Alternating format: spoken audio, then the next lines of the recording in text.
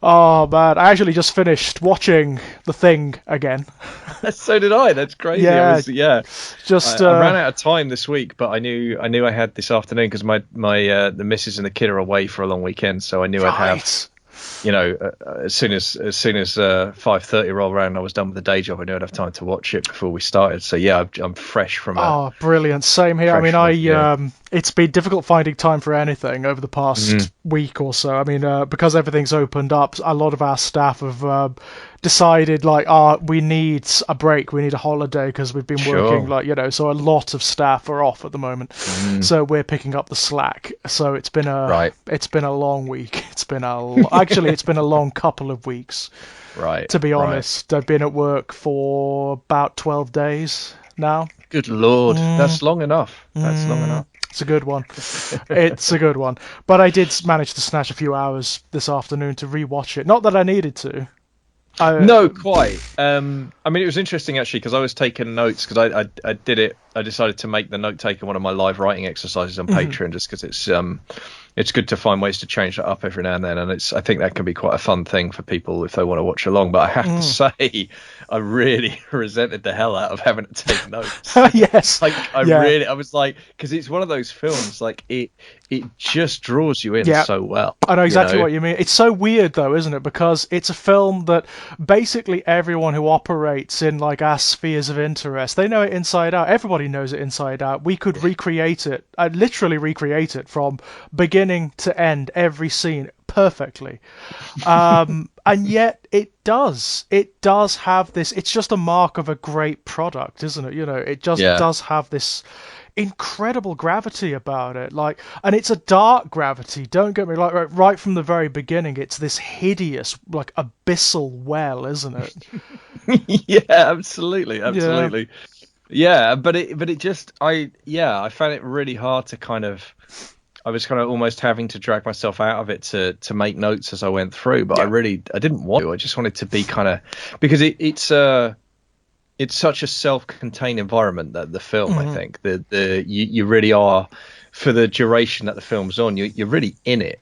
Yeah. You're very much in the moment and in that very isolated, very very lonely Hmm. environment, very closed, ironically very closed, even though it's wide open. But Yeah, actually yeah. I mean, very it's kind of funny. I was just I noticed that your tagline on Skype here is exactly the same as it was for the Terror, and I was thinking, you know what? He doesn't even have to change that. that's It's true. and I extrapolated from that, like, thematically, this film deals with so many similar themes and ideas, and it explores them in very similar ways to the Terror. That there may be a slight sense of deja vu as this conversation goes on, I feel.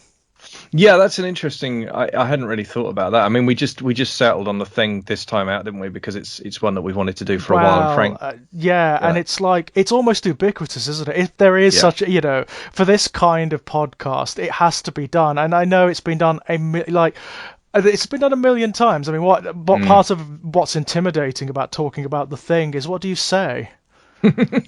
Yeah, sure. Yeah, and I think that it's. I mean, look, the theme of this show is stuff that I mean, it's what the hell is wrong with us, right? This is about formative experiences with Yeah. dark art, and I mean, this one is Wow. it's a no-brainer in that sense. I mean, Yeah. I don't know about you, but I was trying to figure it out because I wrote an essay for My Life in Horror about the thing very Hmm. early on. It was one of the earliest essays I wrote, and I still don't know exactly how young I was when I first saw this, but I was very young. I mean, I might have been 10. I might have even been 9 years old. Like Yeah, I do recall, like, I do remember when I first learned about the thing's existence, and this is gonna, oh god, this is gonna make us both sound really old. But do you remember, like, back in, it's a phenomena that's been around in the UK for a long time, but I don't think it's around now because the internet has kind of superseded it.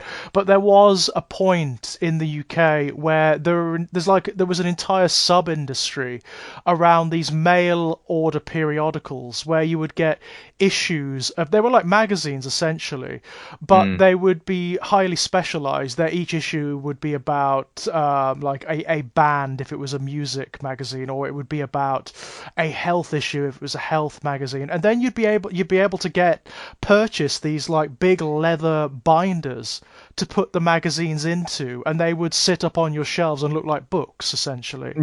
Yeah. You could those things are. I don't know if you can still get them, but I know that in the 1980s they were ubiquitous. You could get like these magazines and these periodicals for everything, everything imaginable. And my mom had a collection of ones for cinema. Right. And I remember reading one of those, the volume about science fiction and horror, and there was The Thing. There was a picture of the scene where one of the characters has a heart attack and they're doing the defibrillator thing. Yeah. That scene. There was an image Right. of the thing that erupts from inside of him and like attaches to the ceiling. And I remember seeing it. I remember like reading it and seeing it and being like, "What the hell is that?" You know. I'm sure that was used on at least one, maybe one of the VHS variant covers. That image was used because I remember that being like an image that I'd seen independendly of the film. Yeah, definitely. And not realised it was part of. No, I mean, I might not have even associated it with the film itself, but I just remember this. It's an incredibly striking image, isn't it? Well, it's kind of unlike anything else that was around at the time. I mean, one of the things that does strike me about this film, and it's no wonder that it exercises the power that it does, because it has great monsters. Yeah, I just like the best monsters imaginable. Yeah, I mean, it's funny. One of the many things I was thinking about, that we'd want to talk about tonight is just, I wonder if this. It doesn't immediately occur to me that I can think of a movie that has better physical special effects than this film. I think this may actually be the high tide mark for physical effects. Yeah. I mean, as much as.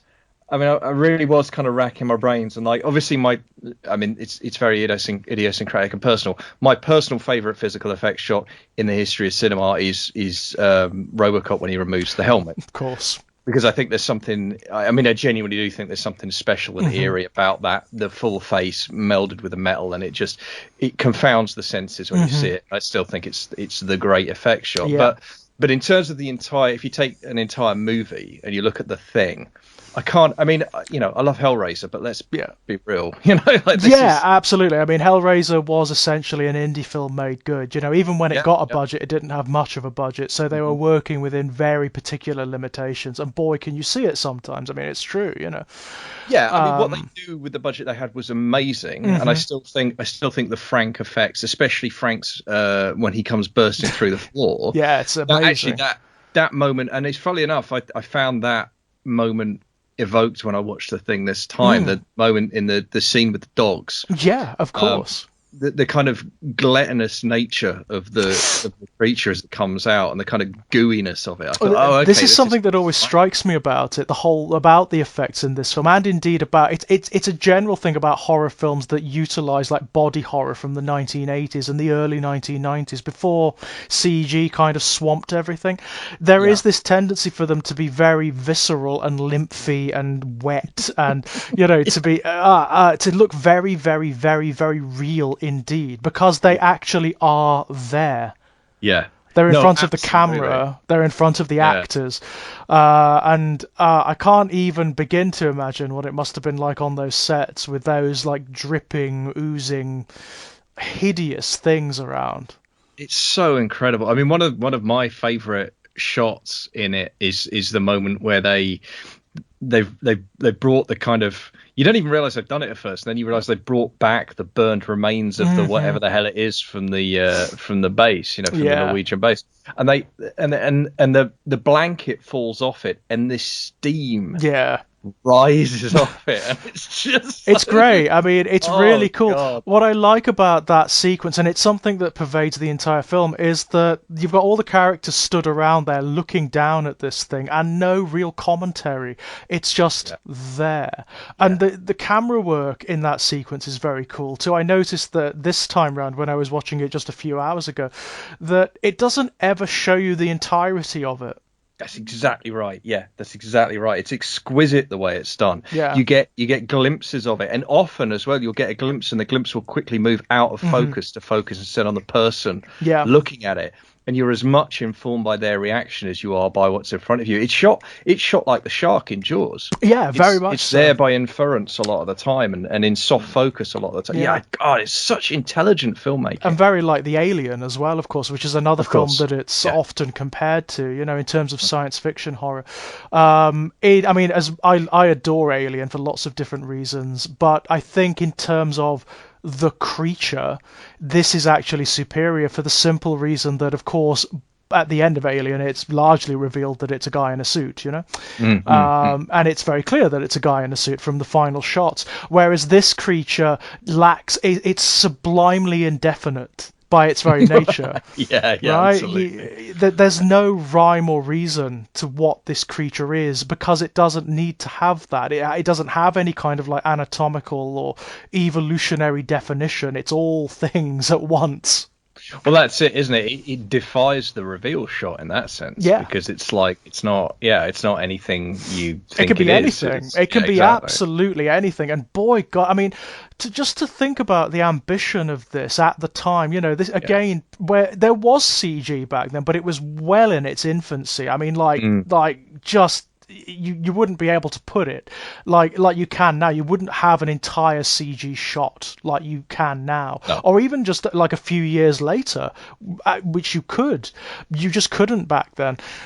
So to have conceived of this and of being involved in the project, I mean, it must have been so intimidating. There must have been people Mm. around saying this is impossible. You can't Yeah. do this shot. Yeah, absolutely. And I think, I mean, it's interesting. You talked about Alien, I talked about Jaws. In both cases, it's fascinating how the filmmakers involved made a virtue out of necessity, right? Hmm. Because in both cases, actually, the central problem you had with Alien, the central problem you had with Jaws was, well, in the case of Jaws, the problem you had was the shark didn't work most of the Of time. course, yeah. Um, but when you looked at the shark dead on, it just didn't look that good. It looked Hmm. okay, but it looked like a mechanical shark. It It's a didn't look mechanical like a shark, shark. isn't it? And by the end, when you're seeing the shark on the boat and it's like in Yeah. broad sunlight, it's very clearly a big mechanical shark. Yeah, I mean, yeah, and I mean, I think that scene gets away with it purely and simply because it also happens to be the death of Shaw's character, and that's Yeah. such a graphic and bloody scene, and it's again shot very, very well Yeah. indeed. I think like the That tension of the scene carries you through as well. You're exactly so does wound exactly right. up Yeah, by that yeah, and you're point. kind of so freaked out by what's happening to Quinn that your mind kind of glazes over the fact that the shark kind of looks a bit dodgy. You Yeah, kind of yeah, just about gets away. Certainly the first few times you watch it, yeah. and similarly with Alien, it's a master class in how to shoot a creature and build tension and build stress. Absolutely, yeah. I mean, Um, right up until the point where you see the full-on body shot, yeah, which personally I still think is a mistake. I don't think they yeah. should have done it, but up until that point, you don't know what this thing looks like. No, that's right. But the problem, as you put your finger on it, the problem is that I mean I don't think I have an ideological issue with the body shot. I do Hmm. have an issue if you can't pull it off though. Hmm. Like if you can't get it done, don't do Yeah, it. You know what I mean? That's the problem. that's the And I problem. understand feeling like you need it, but you don't. No. And what's fascinating for me is like with the thing, the difference is um they nail it. When Yeah. when you have to see the thing, when you have to see it kicking off somehow, and I still to this day could not really tell you how they do it, but it works. Oh yeah, That you it totally you are a does. believer. I mean, it's Yeah, I just mean it does that wow. that amazing cinema magic where, and it's something, I mean, this is going to make me sound like an old man again, but it's something a lot of present day or more recent films don't get, where they want to sort of blind you. Oh, this is a special effect shot, look how brilliant it is. That's not what the thing does. The thing wants verisimilitude. It doesn't want to show you a special effects shot. It wants to show you this creature. Yeah, you know yeah, as part of this world, and it really goes there, you know. There's, I mean, my one again, going back to that scene with the defibrillators, when the sequence where the head is tearing away from the burning body, and Oh my there's God. facial expressions, there's like all of these like alien ligaments and veins and things stretching from the body to the neck, and there's all this matter bursting out, and there's a tongue going. It's like there's so much detail. It looks kind of real. Yeah, absolutely. Well, and again, because it's a physical effect, I mean, it must have been, and it's just now that, I mean, that sequence is absolutely astonishing, and it's astonishing from the moment of. By the way, I mean, it's one of the things I was thinking, one of the many things I was thinking about watching this film was like, this film for me gives the lie to the notion that a jump scare can never be artistic. Right? Oh, right, yeah. Because a lot of people complain about jump scares in horror cinema and say it's lazy, and it certainly can be. Don't get me wrong. Yeah, and but often is, but yeah, absolutely. Yeah. But this movie delivers, I think, 2 or 3 of the best jump scares you will ever see, and they absolutely earn their keep. And I think that for me, the high point, it's one of the great jump scares of any film ever, is the defibrillator scene. I remember so vividly the state of total shock that I entered into when that chest opened up. Well, it's so unnatural, isn't it? I mean, like most jump scares, even ones that involve like supernatural entities, you can determine what is going to happen. You can sort of preempt what is going to happen. But without the benefit of hindsight, you know, the fact that we know this film inside out from beginning to end, there's no way you would ever conceive the chest is going to open up and there's going to be like gigantic teeth made out of the rib cage and so on. It's just it's bonkers. It's bonkers. So bonkers. There's a great imagination for atrocity here and for body horror, which is again, it's something that's very 1980s. I mean, this is the era that gave us Cronenberg, you know. It's the era that gave us Alien and The Thing, and just tons of different types of body horror.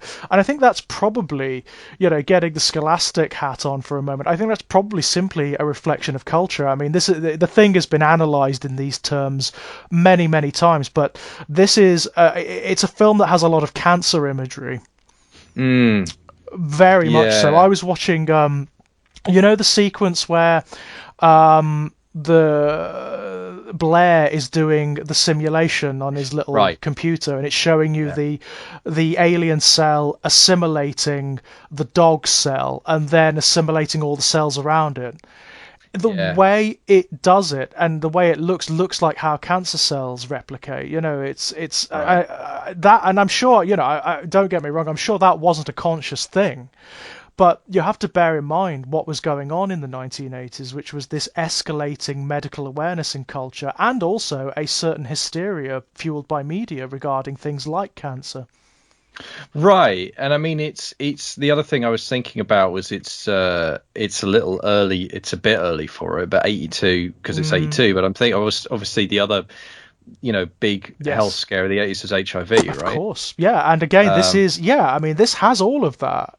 Yeah, it's a film about infection, you know. Yeah, and exactly. More than that, I mean, it again, probably wasn't intentional, but it's an infection where you don't know how you get it. You know, or where it comes from and what its full effects are, and it makes you paranoid about people, about other people. I mean, there's such a thematic freight in this film. It's what horror does best. You know, when it's at its best, it reflects culture. Yeah, and it's interesting watching it. I mean, it's interesting watching it as we are in a situation where we're still at, you know, I mean, hopefully the tail end of a global pandemic. Right. But, we've just lived through a fairly unprecedented period of our history in terms of certainly as you know, in terms of what we might call modern society and how it handles something like that. And it's very that, you know, it was interesting thinking about those themes in terms of what we've just lived through. And I mean, in particular, I think, you know, I mean, I'm sure you've seen this as well. One of the things that people have said on Twitter is like, after this pandemic, I don't want to hear anyone complaining about it being unrealistic that someone would hide their zombie bite. Yeah, check it out. Like we've got a non-trivial percentage of a supposedly educated population who are flat out refusing to wear masks and be vaccinated. And So in fact, creating entire mythologies around the fact that they don't want to wear masks and be vaccinated, like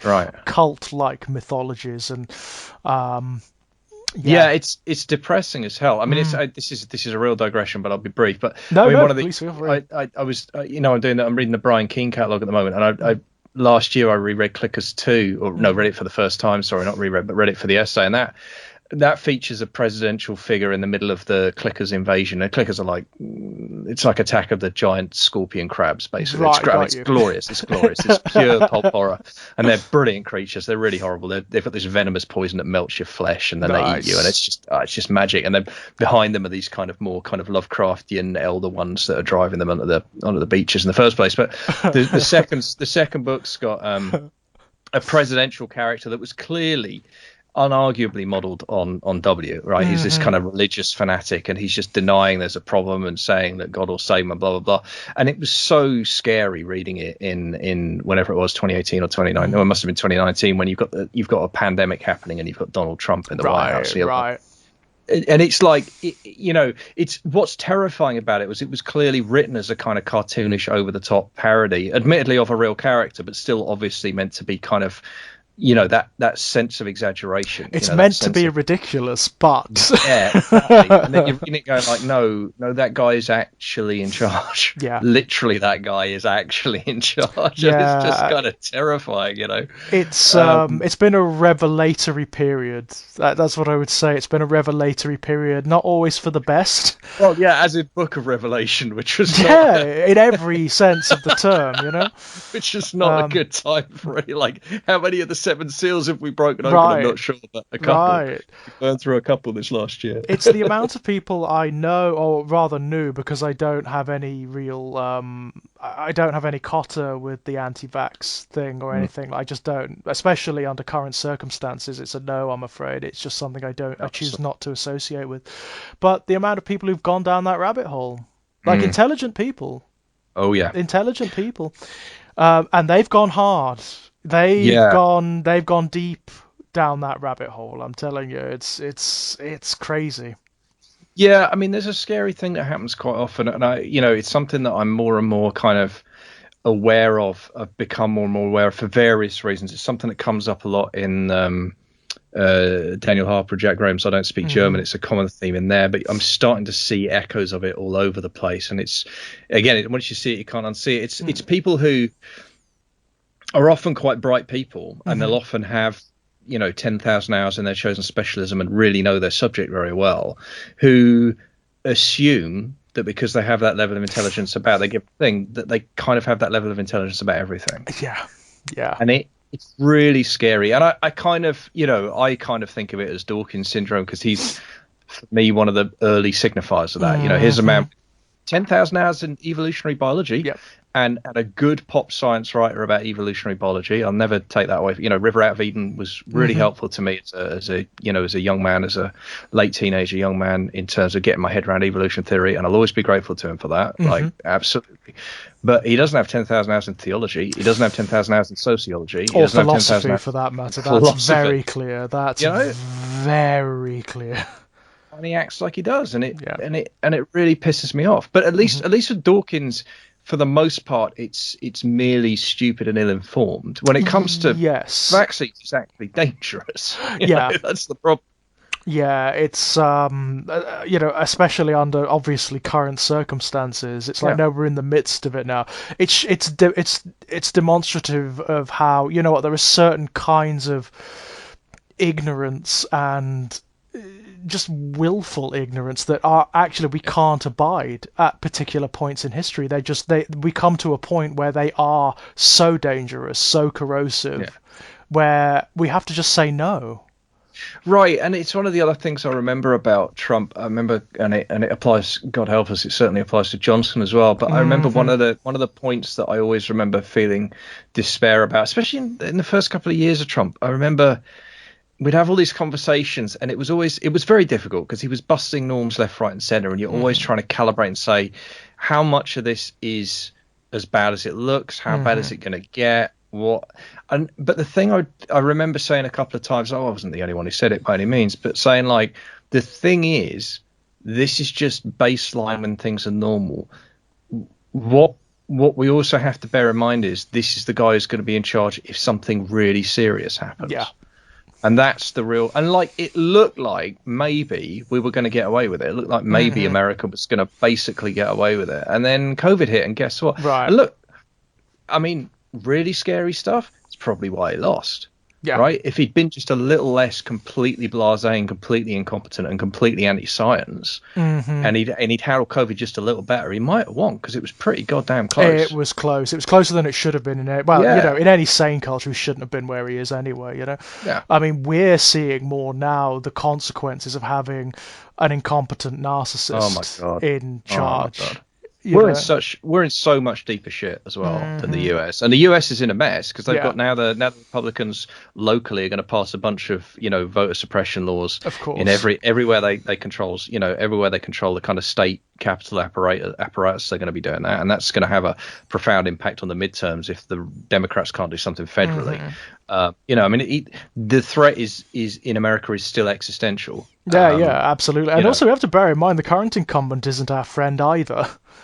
Well, no, but the enemy of my enemy, there is that element, but people on the left who are genuinely of the left and not just liberals in the US are going to have to be aware that they're going to be fighting him as well. Yeah, I mean, yes, absolutely, but I think for me, the immediate priority has got to be frankly, it's got to be securing democracy. It's got to be that's got to be what happens now, because if they don't get that done in the next 2 years, it's probably game over. Bear in mind, they're facing a Republican Party, a significant majority of whom, it's not a narrow majority, a significant majority of whom think the last election was stolen still, or will say that they do. Well, they say they believe that. They don't believe that, because what they believe in is dominion anyway. They don't care if it was or it wasn't, Sure, but the point is, if they're prepared to say it to a pollster, they're prepared to say they believe it, which means that they're laying the groundwork for the next time they lose. To say, basically, do everything they can to suppress the vote to make it impossible for them to lose. And then if they lose, to claim power anyway. Yeah, that's it. That's the definition of an existential threat to democracy. Yeah, I think what terrifies me is what comes after Trump. I think Trump himself is pretty much done at this point, but it's certainly politically. But next time it might be someone who is competent. The thing that held Trump back is the fact that he's Donald Trump.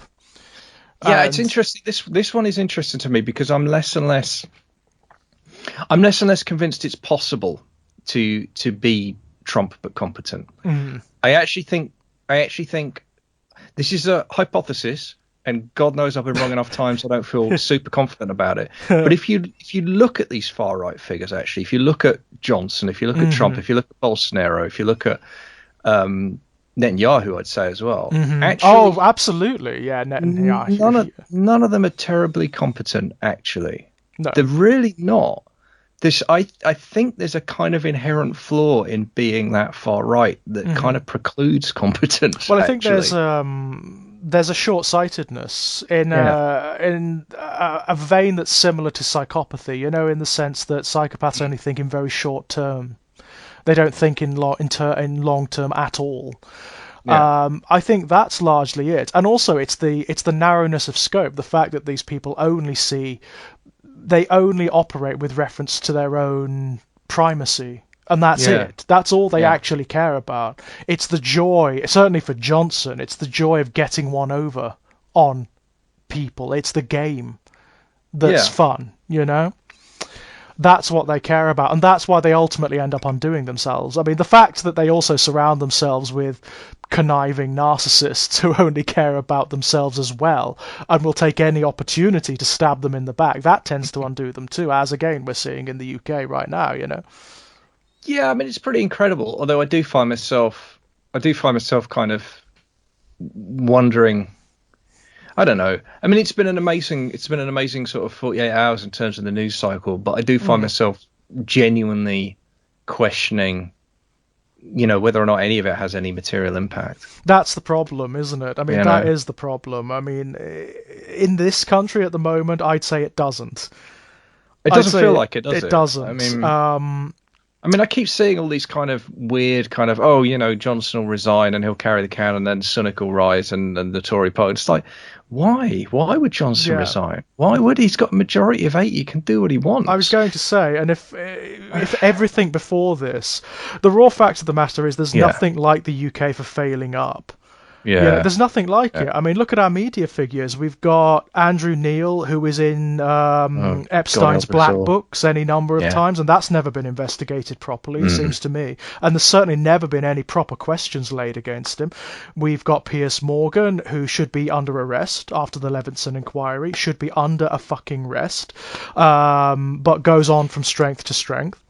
I mean, Morgan should never have survived that Mirror front page. No. He should never have survived putting entirely fake photographs alleging war crimes by British soldiers against Iraqi civilians that turned out to be entirely fake. Right. That's it. That's the end of you. In any sane situation, exactly, that is certainly the end of you in any kind of media. Yeah. But no, it isn't. Jeremy Clarkson assaults someone at work in front of multiple witnesses, is not arrested. Has basically just gone on to better and greater things with Amazon and whatnot. Yep. So there's nothing like the UK for failing. Priti Patel, who is essentially a traitor, like in legal terms. Right. Yeah, absolutely. In legal terms, a traitor was funneling UK money, the money of taxpayers, to a foreign power. Yeah. A traitor. Yep. Yeah, Home Secretary. Secretary. Yeah. It's what could possibly go wrong? I mean, I know that people listening to this will probably think that this makes us total cynics, and I want to refute that totally. I don't, but I believe that politically that there is nothing good that can come out of the current systems. I absolutely believe that. And in fact, it's not even a belief; it's self-evident. To me, it's self-evident. Yeah, it's hard to see a way through, isn't it? Right. I mean, it's it's part of what I was saying about why I think the UK is in a worse state right now. I mean, at least in the US, you do see some signs that there is an organised fight back happening, and I don't know what odds I give it. Right? I mean, it's but there's a fighting chance. Yeah, there's clearly a fighting chance. There's clearly a chance to stem the tide in terms of the anti-democratic movement, to maybe reverse it. Look, Trump could end up in jail. That's still actually, it looks quite likely, doesn't it? I was going to say, I mean, touch wood, it's certainly become much more likely, I would say, in the last couple of weeks with the news that they've impaneled a jury, haven't they? So, and that, they don't tend to do that unless they're fairly confident that whatever evidence they want to subpoena already exists. So, there's a way to go, and he'll have the best lawyers money can buy. But clearly, you know what? He might just have been incompetent enough that they might just catch him. It's possible. They might just get him, which would be wonderful. That would be absolutely superb. It's one less, isn't it? Absolutely. And I think as well, you can't ignore the fact that at the moment he is an organising principle for the Republican Party and other darker forces as well. I mean, absolutely. It's not just the Republican Party; it's those bizarre churches and social movements that are behind him. Absolutely, but I think in terms of the raw politics of it, the majority of Republicans the majority of Republican representatives, seeing that the majority of Republican voters still back Trump, are therefore also backing Trump. Yeah. And I think the knock-on effect of that, if he is arrested, could actually be quite profound. Yeah. Because that's the point at which things really do get, like, you're forced to either be I don't know. I think there's a material difference between defending someone who's a convicted felon, for example, than defending someone who's accused of things or whatever. Like, it is a step change. And I'm not naive about it. They'll do it and they'll retain some support. But this is all about. There's a thing about extremist populations, and this is something that I first learned about when I was finding out about the history of Northern Ireland and the Good Friday Agreement. It applies in any number of areas. Any stage where you've got like a hardcore of extremists. The only way any kind of hardcore of extremists can flourish in any kind of society or social situation is if there is a much wider band of people around them who are not extremists but are sympathetic enough to either give them aid or allow them protection or give them the benefit of the doubt. And there's a whole spectrum of behaviors that happen within there, right? But that kind of shielding of a larger percentage of the population is what you need. And by the way, when I talk about Ireland, I'm talking about both sides of that. Yeah, absolutely. I'm very clearly talking, because there were violent groups on both sides, and then there were wider populations on both sides who were protecting those violent groups. And what the Good Friday Agreement did very successfully was change the equation by effectively finding a way to hive off those civilian supporters from the core. Yeah. And found a way to invest, get that wider population to invest in a different way forward, in a peaceful process, in a committing to a political process rather than a process of violence. And that general principle applies. And as I say, the way I think that applies to the Republican situation is it's not about that hardcore, however many it is, 25, 30%, 40%, whatever it is, that chunk of Republicans who will make a deal with the devil himself as long as he's got an R on him. But there's enough of the other kind still, I think, that it makes this kind of thing worth pursuing, and it gives me hope that that there'll be enough, you'll be able to chip away enough to start to turn the tide. Because all the Democrats have got to do is secure democracy. All they've got to do is get to a situation where everyone that's eligible to vote can actually vote. And if they can actually get that done, they're fine. Yeah. They really are. For the next decade at least. And whereas here in the UK... Exactly. We are so far. Well, we haven't even got like an opposition, have we? I mean, let's face it. We haven't even got an opposition. We've got an opposition who is, in many respects, to the right of the presiding party on certain subjects. It's madness. For me, I think it's essential. I think it's just a fundamental misreading of the country, and it's a fundamental misreading of the electorate. I think I understand how it's happened. I think that we're in a situation where having built a very nearly winning coalition in 2017 and then having seen that collapse fairly disastrously in 2019, it's very tempting to look at that situation and say, well, we must have been too extreme. And therefore we've got to tack back to the center. And in the abstract, you can see why they're thinking that. But the trouble is, what that ignores is what happened over 2017 and 2019 is a political realignment. And that's a once in a generation thing, and it's happened in certain areas of the country. And the demographic shift, you can see where it's happened, and it's people whose parents were lifelong Labour voters. And those parents have died. And an awful lot of those voters have shifted over to the Tories, and they've shifted because of Brexit. And we can argue the rights and wrongs of that until we're blue in the face, but that's what's happened. That's where we are now.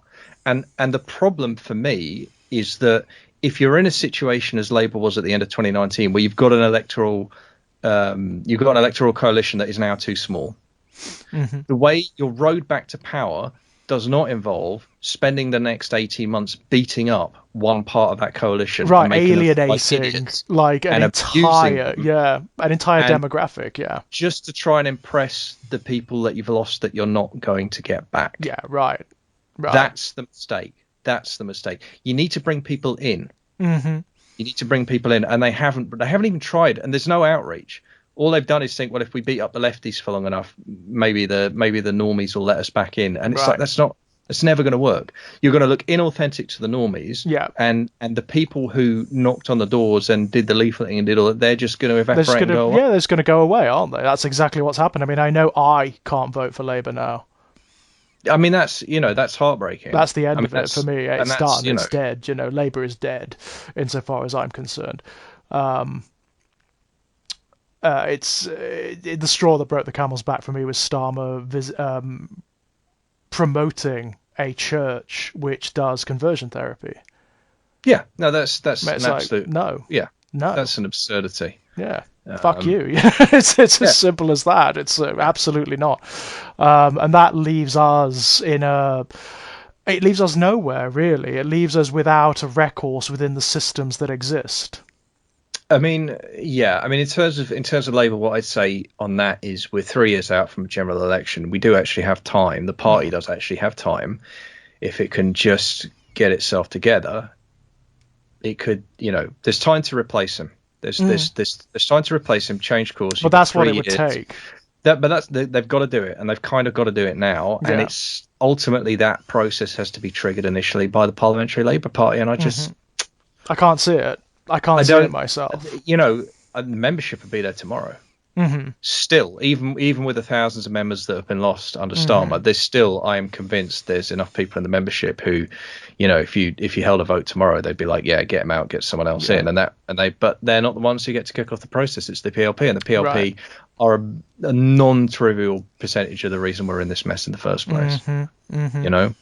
Because there's a non-trivial percentage of the PLP who would rather the Tories rule for the rest of creation than someone from the left of the party. Then someone from the left, absolutely. Anywhere near the levers of power, and that's I mean, we've seen that, haven't we? We've seen that. Well, yeah. I mean, look what they did to Corbyn. I mean, this is it, and that's an incredibly depressing political reality that. I just find it bizarre. The softest socialist imaginable, Oh, it's crackers. It's absolutely crackers. There was that great bit of political commentary. I saw it on Facebook in a couple of different places following the Trump win, and it was someone who said, the trouble with a statement when they go low, we go high, is that's a really, really good way to get punched in the stomach. Yeah, it's absolutely true. And when they are presenting themselves as punching bags to you, do it. Yeah. Do it, for God's sake. I mean, absolutely. Absolutely. Because by not doing it, what you do is you create a vacuum. And in that vacuum, people will pour their preconceptions or their preconceived notions. And what they're doing in this case is they're saying, I think, to a large degree, what's happening is people are just saying, oh, well, he is trying his best. Oh. No one really knew what was going to happen, and he's tried his best. Yeah. And the trouble with that is, if you don't have someone articulating a counter narrative, and the press ain't going to do it for you, for Christ's definitely not. Then that is what people are going to think, or it's what enough people are going to think, or it's at least what enough people are going to say. I'm not sure it's sincere in most instances, because even someone who casually glances at Twitter could come away with examples of other nations and other governments that have handled it better. Yeah, I think though that one of the things that can kick in for a lot of people is there can be a kind of weird parochialism, and I think Brexit's probably accelerated that as well to a degree. And I think there is a kind of, weirdly, almost the phrase that I'm trying to avoid using, but I can't think of a better one. It's almost like a kind of inverse British exceptionalism. Yeah. Where people might look at it, oh, well, but I can see it, actually. I can see how you'd formulate. If you didn't know anything at all about it, what you might say is, okay, but we're an island nation. We're very, very overpopulated. We have very dense population centres, which naturally, lead themselves to the easy spread of disease. And that made it very hard for us to effectively do the things we needed to do. And it's like, and then those of us who know a thing or two say, yeah, okay, but then look at the countries that managed to suppress it very quickly, who have similar comparable. South Korea? Are exactly, you kidding me? Exactly. Population density? Are you kidding me? But this is the point. You have to know that. Yeah. You have to know that, and you have to have that information. You have to be able to present it. If you don't have that information and you're not being presented with it, and you're not having someone give you that narrative, as I said, in isolation, you just might. It's I can see how people get there. I can see that to a certain degree. I mean, it infuriates me. It does infuriate me, and I won't say it doesn't. It does infuriate me, but I can understand. Yeah, but again, then it's like where does that fury ultimately belong? And for me, it's like one of the things. One of the things that Trump and Johnson and now COVID. We have a media and a news industry that has an enormous amount of blood on its hands at this point. Yeah. The failures of, and let's not kid ourselves, the failures of some incredibly bright, talented people in some cases, abject failure to hold power to account and to just tell people the truth. Yeah. Rather than present opinion as fact and fact as opinion.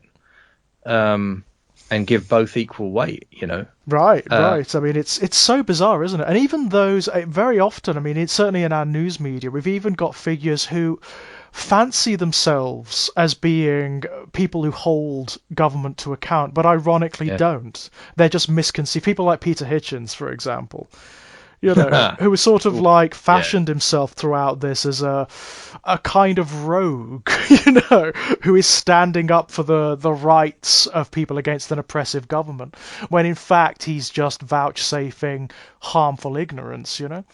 It's Yeah, I mean, really bizarre, really bizarre. he's an anti-vaxxer and Oh, he's a anti-masker. nutcase. I mean, what He's I an found absolute bizarre about lunatic. Peter was he started responding to people. He responded to Jack. He responded to me at one point. And I was like, no way. I can't have annoyed you that much. And I was like, I'm like a mosquito, Yeah. You're this guy who's got thousands of Twitter followers. I can't have annoyed you that much, but apparently I did. I mean, it's funny. I know him evolved in the sense of like when I worked in a pub in London for a year in 1999, and we got at some point the brewery got a deal with the Express newspaper where we got God. like 40 or 50 copies of the Express delivered. And he had a daily column in the Express Yeah. until Desmond took over. He resigned, and this is interesting. He resigned because Desmond was also a pornographer, and he refused to be associated Right, with that. yes, So because he's rather puritanical as well, isn't he? He's a bit of a Puritan. just a bit, yeah, just a little bit of a right-wing Christian lunatic is how Yeah. he's a maniac. But what that means is I for 6 or 9 months, however long it was, I read his column every day. 'Cause Wow. he wrote daily, like a daily single page, and he is not a well man. No, I no. can't tell you, It's the that guy is- petulance that I found amusing. Like, first of all, I was amazed that he responded. I was amazed. It's like, how do you have the time? I mean, if I remember rightly, I don't know about in your case, but in Jack's case, it was a name search as well. He hadn't replied. Right. I don't think he'd atted him. It was just he put his name. So like that's next level. That The is dude's like, he's doing name searches on Twitter and then singling out random people. I mean, what It's was it? absolutely bonkers. It was so bizarre. I found it really amusing. Ultimately, I just found Yeah. it phenomenally amusing. I was almost in a weird kind of inverse flattery, Do you know what I mean? It was very strange. It was like almost acknowledgement by your enemy, Very, very bizarre. In a weird way, I kind of respect it. There is a weird way where you feel like, well, he's not pretending the critics don't exist. I guess No, is that. but I it's don't know, like- he's not it's- ivory towering. But then What I loved was the lack of engagement from the response, because it was just dismissive.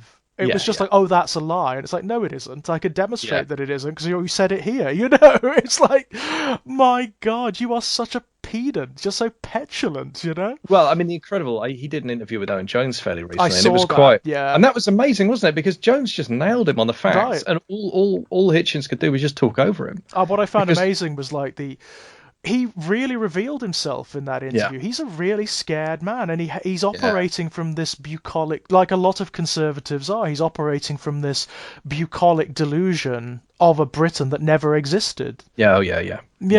And he paints that in the interview. He talks about it. Oh, when I was young, things. This is what I said to him, which is what really annoyed him. He was talking about when I was young, the government didn't get involved in people's personal lives, and people were so much freer. And hang on, Peter. You're like, hang on.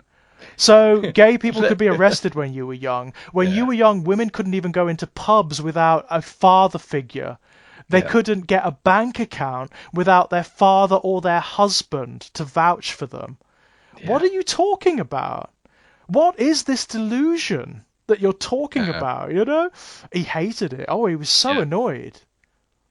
Yeah, well, I mean, because what he meant was, that's what the country was like for straight white men. Let's not also middle class like middle men. class. Yeah, that's the big thing here. Yeah. It's the fact that he was from a privileged background. I think he hates it. He hates the fact that he's from a privileged background. And when people point it out, it's like, you don't know what reality is outside of that bubble. I'm really sorry. It's an amazing thing. I remember because obviously his brother Christopher wrote memoirs about his life, and I'll never forget the quote that Christopher Hitchens said that his mother said to him about. And presumably about both their education, because they both went to sort of red brick. I can't remember whether it was Oxford or Cambridge, but it was they went somewhere like that. Some of those big. And I remember Christopher reporting his mother saying, If there must be such a thing as a ruling class in this country, then Christopher must be a part of it. Right. Like I mean, the fix was in from childhood for both of them. Yeah, clearly, and issues with both of them, but I mean massive issues with both of them. But it's for me, it's phenomenally clear where most of the sincere intelligence went. Christopher Hitchens was transparently a better writer, and transparently a more powerful intellect, I think. Although it is interesting how, I mean, it's interesting for me how both of them kind of expose rhetoric as a tool that is entirely neutral, and I do find that fascinating about both of them. You know, the one for Christopher Hitchens that's really worth looking at actually for this. He did an article on how to make the perfect cup of tea, and the reason I think it's really instructive is because he brings all the same power of rhetoric that he uses in all of his political arguments, where he's arguing about ostensibly life and death things that are ostensibly, near and dear to his soul. It's all exactly the same tricks, but it's about something completely meaningless. And I remember that feeling a bit like a skeleton key for me in terms of Christopher Hitchens, just realizing like, no, you're you are someone with world-class rhetorical talents. It's a kind of game, isn't it? To a particular class of people. And you enjoy deploying them in argument. It's all a game, ultimately. Yeah. But what it's about, maybe not so important to you as just getting to show off what you can do. Right. That's the point. And also, of course, getting the article out there so you can make a living. There's that too. Yeah, absolutely. And I'm not saying that one cannot write an article about something frivolous or trivial or whatever. Like, I don't want to sound too po-faced about this, but it was interesting to me, especially in light of what later happened with the man, where his politics undertook kind of a fairly radical transformation in some ways, and how that I think was less baffling to me than it was to maybe a lot of other people who'd followed him to that point on the left, because I had that earlier insight. Like, but a lot of this is just about the game for him. A lot of this is just about the fight for the fight's sake. Oh, definitely, and he enjoyed it. And don't get me wrong, he was good at it. He was phenomenally good at it. He was a world-class writer, and he was a world-class debater as well.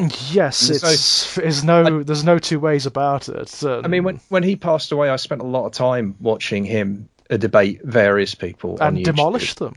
And I absolutely demolished them. I don't think I ever saw anyone get the better of him. I really don't. Including the times when he'd turn up half cut or clearly over from the night before, and he'd be arguing against some evangelical who'd been doing it for 30 years and knew the other arguments, and he'd still just wipe the floor with them. And it was really kind of sickening.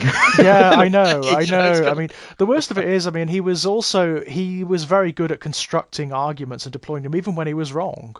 Yeah, well, there you go. That's exactly it. Yeah. And very often he's up against people whose caliber is not the same, even when they're right. When they're taking the right side, their caliber just isn't the same rhetorically. So they fail, and that's really sad. Yeah, and he did debate his brother once, and it was fascinating. Because he just rips him to bits. Yeah, I saw that one. I've seen that one. But that's interesting because in that debate, of course, Peter was taking the proposition that the Iraq War was wrong, and Christopher was taking the position that was right. Yeah. So it was it was a really interesting. The first half was religion, and at that point, I think Christopher had so much practice at that one he could do in his sleep. All bets are off in that regard. He knows. So, and I think what I found with his rhetoric with regards to religion is he always pares it down to essentials, and that works very well. Yes, it's a shabby trick because it's the same trick that Dawkins pulls, and Dawkins does it. I guess to give Dawkins a kind of backhanded compliment, he does do it explicitly in The God Delusion. He basically says yes, of course, there are many, many millions of Christians and Muslims who believe a milder version and aren't literalists or some spiritual version, but they're all really just as bad as the literalists because they give cover to them, and therefore that's my problem. And it's like no, dude. And a lot of them, like those sort of founders of the new atheist movement, the scions of it, use that argument, and I hate it. I hate it to bits. I hate it good because it makes people who are not involved take responsibility for the worst amongst them, or people who just adopt a similar label, even when there's no real correlation between them. Well, and it's something that Christopher Hitchens would do as well. I mean, the other thing that I think Christopher Hitchens was very good at when it came to the religious debate was he was very good at targeting and knocking down specific truth claims of specific strands of religion. Yeah. And again, in that narrow sense, fair enough. That is something you can do all day. And when he's debating, I don't have an issue with that when he's debating kind of, literalist right-wing evangelicals who really do want to try and tell you that they believe in young earth creation. It's like, go to town, mate, because they need help. But it is, again, when you start to try and apply that to people whose interpretation is far more nuanced, who might acknowledge much of what's going on in the Old Testament is allegory and poetry, and yes. And our job is to interpret it and to find meaning in it. And like, it just doesn't work in the same way anymore. Like, you can't, his methodology of argument would not work against someone who, like William Blake, for example. Yeah, it just wouldn't work. It would fall completely flat because he would actually be arguing against straw men. Ultimately, for Blake. I even think about someone like Rowan Williams, to be honest. Yeah, like Rowan Williams, yes. Like my friend Tom, actually. Well, you just look at, because I mean, I always remember Rowan Williams. I mean, the one he most impressed me on was he was asked in an interview, like, how do you reconcile the notion of an all-powerful, all-loving God with the suffering of innocent children? And he sat there for a good 10 seconds, not answering at all. He looked down, he looked up, and he looked back at the interviewer, and he said, very quietly, he said, barely.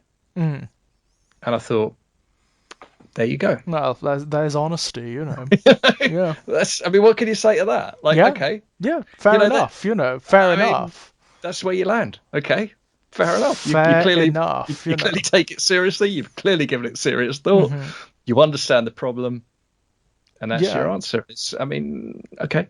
That's someone you can have a conversation with, That's it. That's the point, isn't it? I mean, my problem with some of the harder line, like new atheists, was that they ultimately ended up alienating people who should be our allies and who are now our allies, Well, yeah, but then, also in the long term, I think most of the, a huge swath of the new atheist movement turned out, surprise, surprise, to be reactionaries the whole time. Yeah, it's true. So a lot of them. They're not on our side, actually. I mean, Lacey fucking Green, Jesus Christ, what happened there? Yeah, I think reading between the lines, we might be getting IDSG. I had a feeling on the subject. There's so many of them, though. Yeah. No, if you go back and dip toe into that particular YouTube sewer, there's the new atheist to rationalist to reactionary pipeline is fat. And again, people will write books about that. It's quite impressive. Yeah, they will. I'm sure they will. I'm so glad I didn't get drawn into it as much as other people did. I was always on the edge, looking in. I think I'm really lucky that I think for me it was kind of getting my head round. I think a combination of kind of always having that core commitment to anti-racism and that being really important, but also kind of recognizing the danger and the reality of Islamophobia, especially post 9/11. I think that was the one for me, because once you got your head around that and you accepted that as a real phenomenon, then it was really difficult with a new atheist just blanket denial that there could be such a thing as Islamophobia, because Islam is a religion, not a race, and therefore and you're just like, okay, no, I'm sorry, but that's you've parted way with reality at that point. Yeah, Islamophobia is again like anti-Semitism, kind of baked in at this point. And by the way, that's how you know it's bullshit, because none of those, I guarantee you, not a single one of them would claim that anti-Semitism wasn't a real thing. Wasn't a thing. It's evidently a thing, isn't it? As is Islamophobia, Exactly. They wouldn't do it for a second, no, because they know better. So that kind of gives the lie away right there, doesn't it? Anyway, I'm kind of conscious of the fact we've deviated quite a lot. What are you talking about? Quite strongly. This is what the hell is wrong with us, and we do this. Irrelevant. It kind of is. I mean, we used the thing. The thing kind of led to this. Discussion of the themes in the thing kind of led to this, and that's that is the thing, I suppose. Oh God, no! Stop it! Stop it. Well, Well, crawling horror, well, the alienation, thing a is, like, thing the culture like in the which the world is thing, shrinking around you. yeah, the culture in which the thing occurred actually gave birth to many of these issues that we're talking about. The resonance comes from that era, from that moment, and the thing is a product of its era. So Yeah. of course you're going to get springboards into these kinds of conversations. And the thing, like a lot of it was a popular horror film. It was a very Yeah. popular horror film of the era, but there's something about popular horror of that era whereby it's simultaneously mainstream and popular but also very profound as well. Mm. I mean, for me, the fascinating thing about the thing was contemporary. That it got massacred in the initial critical response. Did it indeed? They hated it, and Really? Carpenter Wow. was laid low. I mean, he was made really miserable because he poured everything he had into the thing, Wow.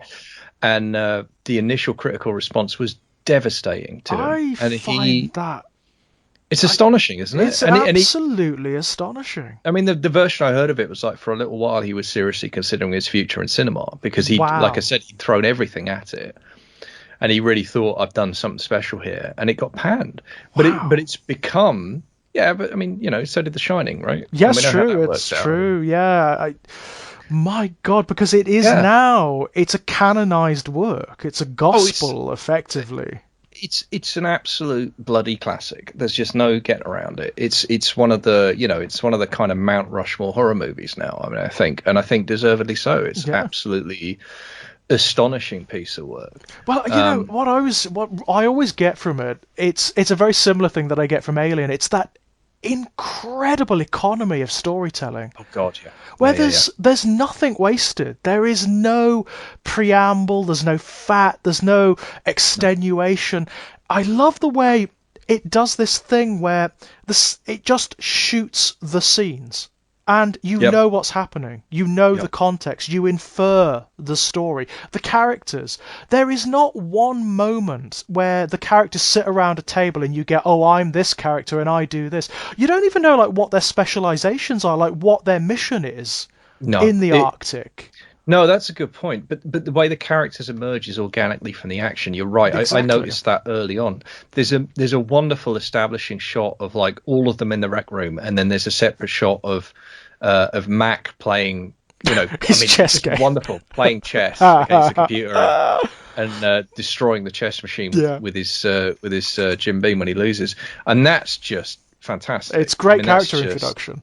yeah, no, it's perfect. But what's great is how that sets up. Firstly, you see the group, the larger group, interacting, but the fact that Mac's on his own is deeply Yeah. significant. Oh, absolutely, because he's such a lone wolf, isn't he? Yeah, He is that archetype of the closed-off alpha male. He is yeah, so absolutely. that archetype. Yeah. But you know what Well, I love? complete with the incipient alcoholism, right? I mean, Absolutely, I'm yeah. not getting in a helicopter with that guy, by Not the at way. all, no. But you don't get any instances where there's flashbacks or where there's where characters talk about their past. You don't know what their lives are outside of this. You really don't. But you get an incredible sense of who they are. And who they are to each other. Yeah. And that's the key, is the interactions between them. And it's the character notes. It's the guy saying, I'll fly you. No, you won't. Okay, but thanks for thinking about it, though. Yeah. And It's Childs being incredibly aggressive. turn that goddamn music down. I got shot at today. Sure. And then doing the teenager move that we all did as Yeah. teenagers when someone asked us to turn the music down. There's small moments, but they tell you everything you need to know about, not just about the characters, but who they are to each other. Yeah, the group How they interact dynamic. with each other, and exactly the group dynamic, and that you need that because that is the focus of the entire movie. The entire movie is about what happens when that group dynamic is put under completely intolerable pressure. Absolutely, right? yeah. That's the core of the story. That's where all of the drama, all of the tension. I mean, it's just we're back to Stephen King. What is plot? Plot is what happens when character meets situation. That's it. That's it. And this is basically the quintessence of that, isn't It's one it? of the It's all-time boiled greats. down. Yeah. Because there's nothing else around it. The characters that's don't it. have lives outside of this. This is what they are. This is how they function. And yet, just from these glimpses, you get senses of who they are on a wider scale. It's amazingly clever. I mean, think about the moment. Think about the character note where they're sitting on the beds and the guy's watching like whatever it is, this game show. It's not Wheel of Fortune, but whatever it is, this game show. And then what's behind door number 1, door number 2, door number 3? Then he just turns over and says, oh, "I've seen this one already. I remember how it ends." Just swaps the video out. It's just like, oh my god. Well, I think that's something people miss about this film. I mean, yeah, it is incredibly grim. It's a film about isolation. It's a film about paranoia and mistrust, but it's also really funny. Yeah, absolutely. No, it has some really fun moments, and some of the humor is kind of almost meta humor. I love how the fact that they're complete softies for the dog. Yeah, is a big part of the problem. Well, you know what's there's a massive joke right at the beginning. You know the Norwegian guy in the helicopter who's pointing the gun at them, and he's talking to them, but they can't understand. He's saying it's an alien. Right. That's what he's saying. Actually, in my notes, I actually wrote, language barrier for the lose. I mean, this is brilliant. He tells you the entire film. Yep. It's an alien. Let me shoot it. Yeah, there you go. Absolute brilliance. Absolute brilliance. Yeah. No moment is wasted. So you see the dog licking the one guy, and lo and behold, he is one of the first who turns. Yeah. It's so well done. But also, think about that Norwegian moment. That's the entire movie in microcosm. It's about alienation. It's about our inability to connect with each other, communicate with each other, trust each other. And there it is. There's the national barrier. Without that national barrier, this film doesn't happen. I mean, it's very cool. I mean, the film that came before, which is The Thing from Outer Space, this is not. People say this is a remake of. It's not a remake. It's actually an adaptation of the same story, of the original story, which is Who Goes There. Who Goes There? Yeah. That film was a Reds Under the Bed film.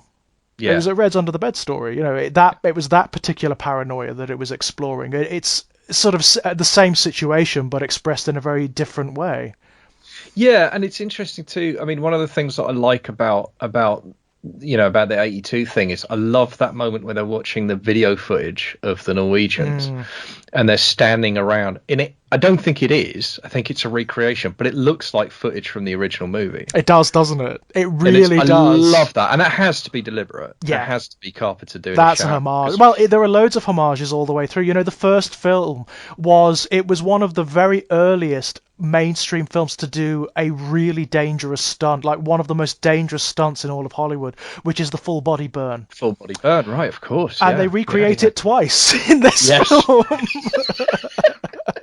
Well, if it's worth doing, it's worth doing twice. It's worth doing twice, yeah. And I mean, it's exactly what it says on the tin. It's where you've got an actor who's swathed in costume and in like insulating materials and often like special oils and whatnot. Yep. And they're set on fire. It's a very highly paid stunt as well. You make good money for doing the full body burn. Very few films do it, and in fact, nowadays they wouldn't. No, I don't think you would. It's funny. I can't remember the last time I saw one, but I'm sure you'd CG it these days. You would CG it these days. And who would you get to do it? I mean, like, what studio would allow you to do it these days? Yeah, I mean, I don't know how many of the stunt people from yesteryear are still around who have the expertise and skills who would be willing to do it. Right? Don't get me wrong. It's probably a good thing. It's a really dangerous stunt. Probably is a good thing. But it's a dangerous one. That one. Yeah, but it's quite incredible because you're right. I mean, the original's kind of weird because for me, it's a B movie anyway. But at the end of the day, the creature in the Thing from Underworld is a creature, and it's a guy in a suit. Yeah. Yeah, and it's also there's an interesting kind of thing about it being organic, right? That it's plant, it's somehow kind of plant based, which doesn't really make any sense. But it does. There's all this guff in the original film where it's exactly what the 1982 one doesn't do, where you've got people sitting around saying, "Oh, it's this and it does that." Exposition ultimate. It's plant based. What? Yeah. What? But what you lose by that is the paranoia, because for me that's the beating heart of 82. It's the thing, because I think, if I remember rightly, the tagline for the posters for the Thing was "Man is the safest place to hide." Oh, which is, I mean, that's just great, that's right? kind of That's a cool, great, isn't it? yeah. I mean, And that's a it's slightly misleading as well in a way because it's not really what's happening. But like, I love that yeah, idea because the questions that I keep asking, which are completely unanswerable about the thing is, so the opening sequence with not the opening sequence, but the first time we see it with the dogs, right? yeah. It's in the process of killing the dogs, and afterwards the Mm. doctor explains when he's doing his second autopsy on that kind of thing, which is just like, Yeah. holy shit, what He's is that? reacting to it like that too, like when he's Oh, pulling come all on, of man. the bits away and there's something like forming underneath and he's like, oh, His oh performance god. is great because Yeah. it is that, but it's also really understated. It is like I love it because this is a guy who is a medical professional who's Right. handled bodies, like he knows what he's doing. This is his job, and it's just he's seeing something completely outside of his experience, and he's still a Yeah. professional, but he can't help but react. Yeah. He's quietly horrified. He doesn't. The actor does a great job of it. He doesn't overplay it. No, You know? it's just enough, isn't it? It's Yeah. just enough that you get the sense that this thing is like this is something outside of what Yeah. medical science knows. But it's brilliantly measured. But the question I always have is like they interrupt it, and what he says is it was creating copies of the dogs, and if Hmm. we'd not interrupted it, we wouldn't have known it had happened. There'd just be six dogs in there, except they'd all be the thing. But Right. the question I've always had, and the movie doesn't attempt to answer this, does it? Like, does that mean there's six things? Or are they a Right. shared consciousness, a shared intelligence of some kind? This is something Is I this thing right. even is it even sentient This is at it. all? This I was gonna bring this up because I was thinking about it while watching the film. It doesn't tell you No. like how there's this incredible mystery surrounding the entity. So like what to what degree does it intend what it does? And to what Mm, degree is it just like a virus or just like a fungus or just like an yeah, animal? exactly. Because it reacts like an animal. Yeah. Like the blood test, if it were Oh, conscious, surely it could just stay still, even if it's in pain. You know, when McCready puts the hot needle into the blood yeah, absolutely. to fool them, you know, to it could just stay still. And then you've got like an even deeper level of seclusion. But no, Well, that's the great. I mean, that's the whole point of that sequence, isn't it? And it's the thing that's hinted at in the autopsy scene, and then pays off in the blood test. Which are, by the way, for me, the two pivotal scenes of the movie. yeah, Those are the two they're the bookends. The ones two. everyone remembers. The blood test in Yeah, particular, everyone remembers yeah, the blood test yeah, scene. yeah. You can't because they're seared into your brain because it's two of the most incredible, mind-blowing effect sequences you will ever see in Hmm. cinema. Full stop, physical or digital, but especially watching it, knowing it's all physical, gives it an extra kind of frisson for me. It's just holy. I mean, like really, what Yeah, on earth? But yeah, the thing is that what both those scenes confirm is exactly as you were saying. The thing itself has no control over its survival instinct. right, right, and That it yeah. looks like that every tiny cell that's infected by the thing is its own thing. Well, that's the thing, isn't it? They're all independently seeking survival, Right. right? And God, it's just such a great concept because the guy who dies, the guy who has the heart attack, and the guy because I was Yeah. watching it this time, the strong inference is that what's happened to him, he has ingested an alien Yeah. cell. And Yeah. it's like he wasn't because it doesn't make sense otherwise. If he's a thing the whole time, he doesn't need to randomly fake a heart attack in order Yeah. to do the.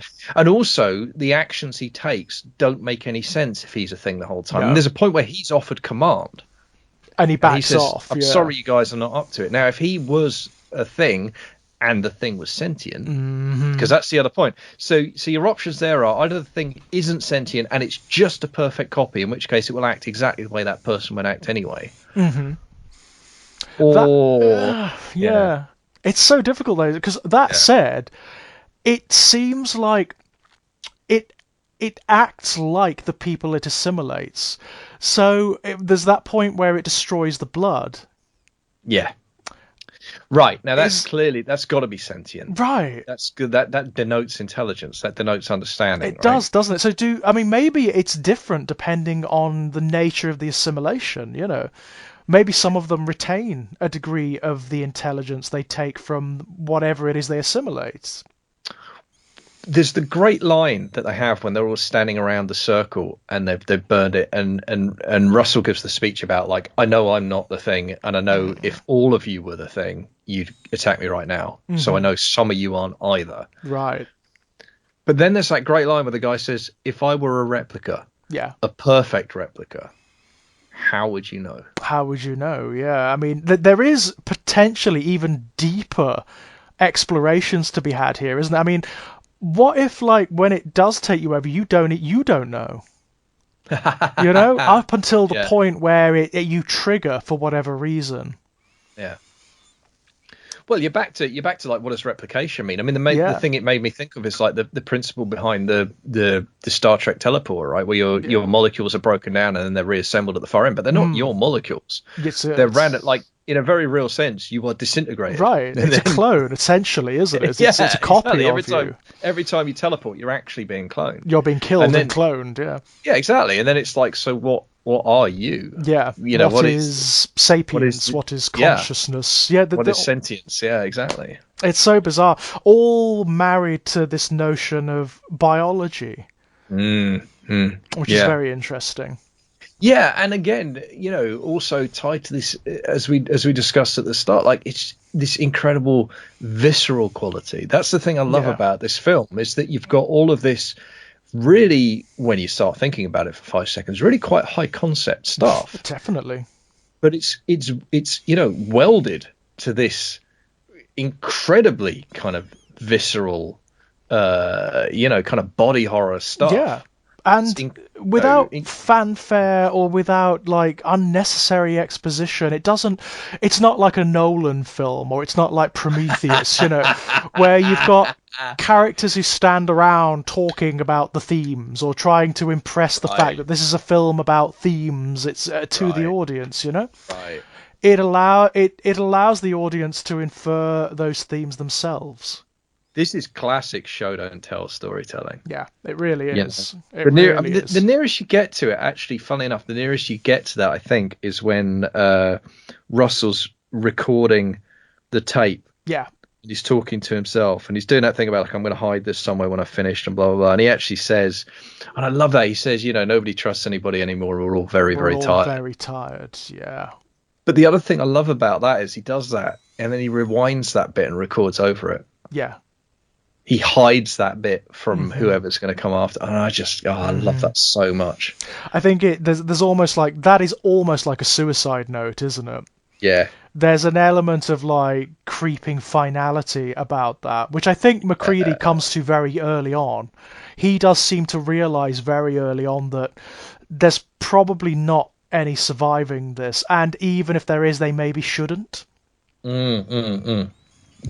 Because that's another thing, like, you never really get it clear how the thing transmits. We know that it does it through fluid, but does it do it in other ways, like through molecules in the air or whatever?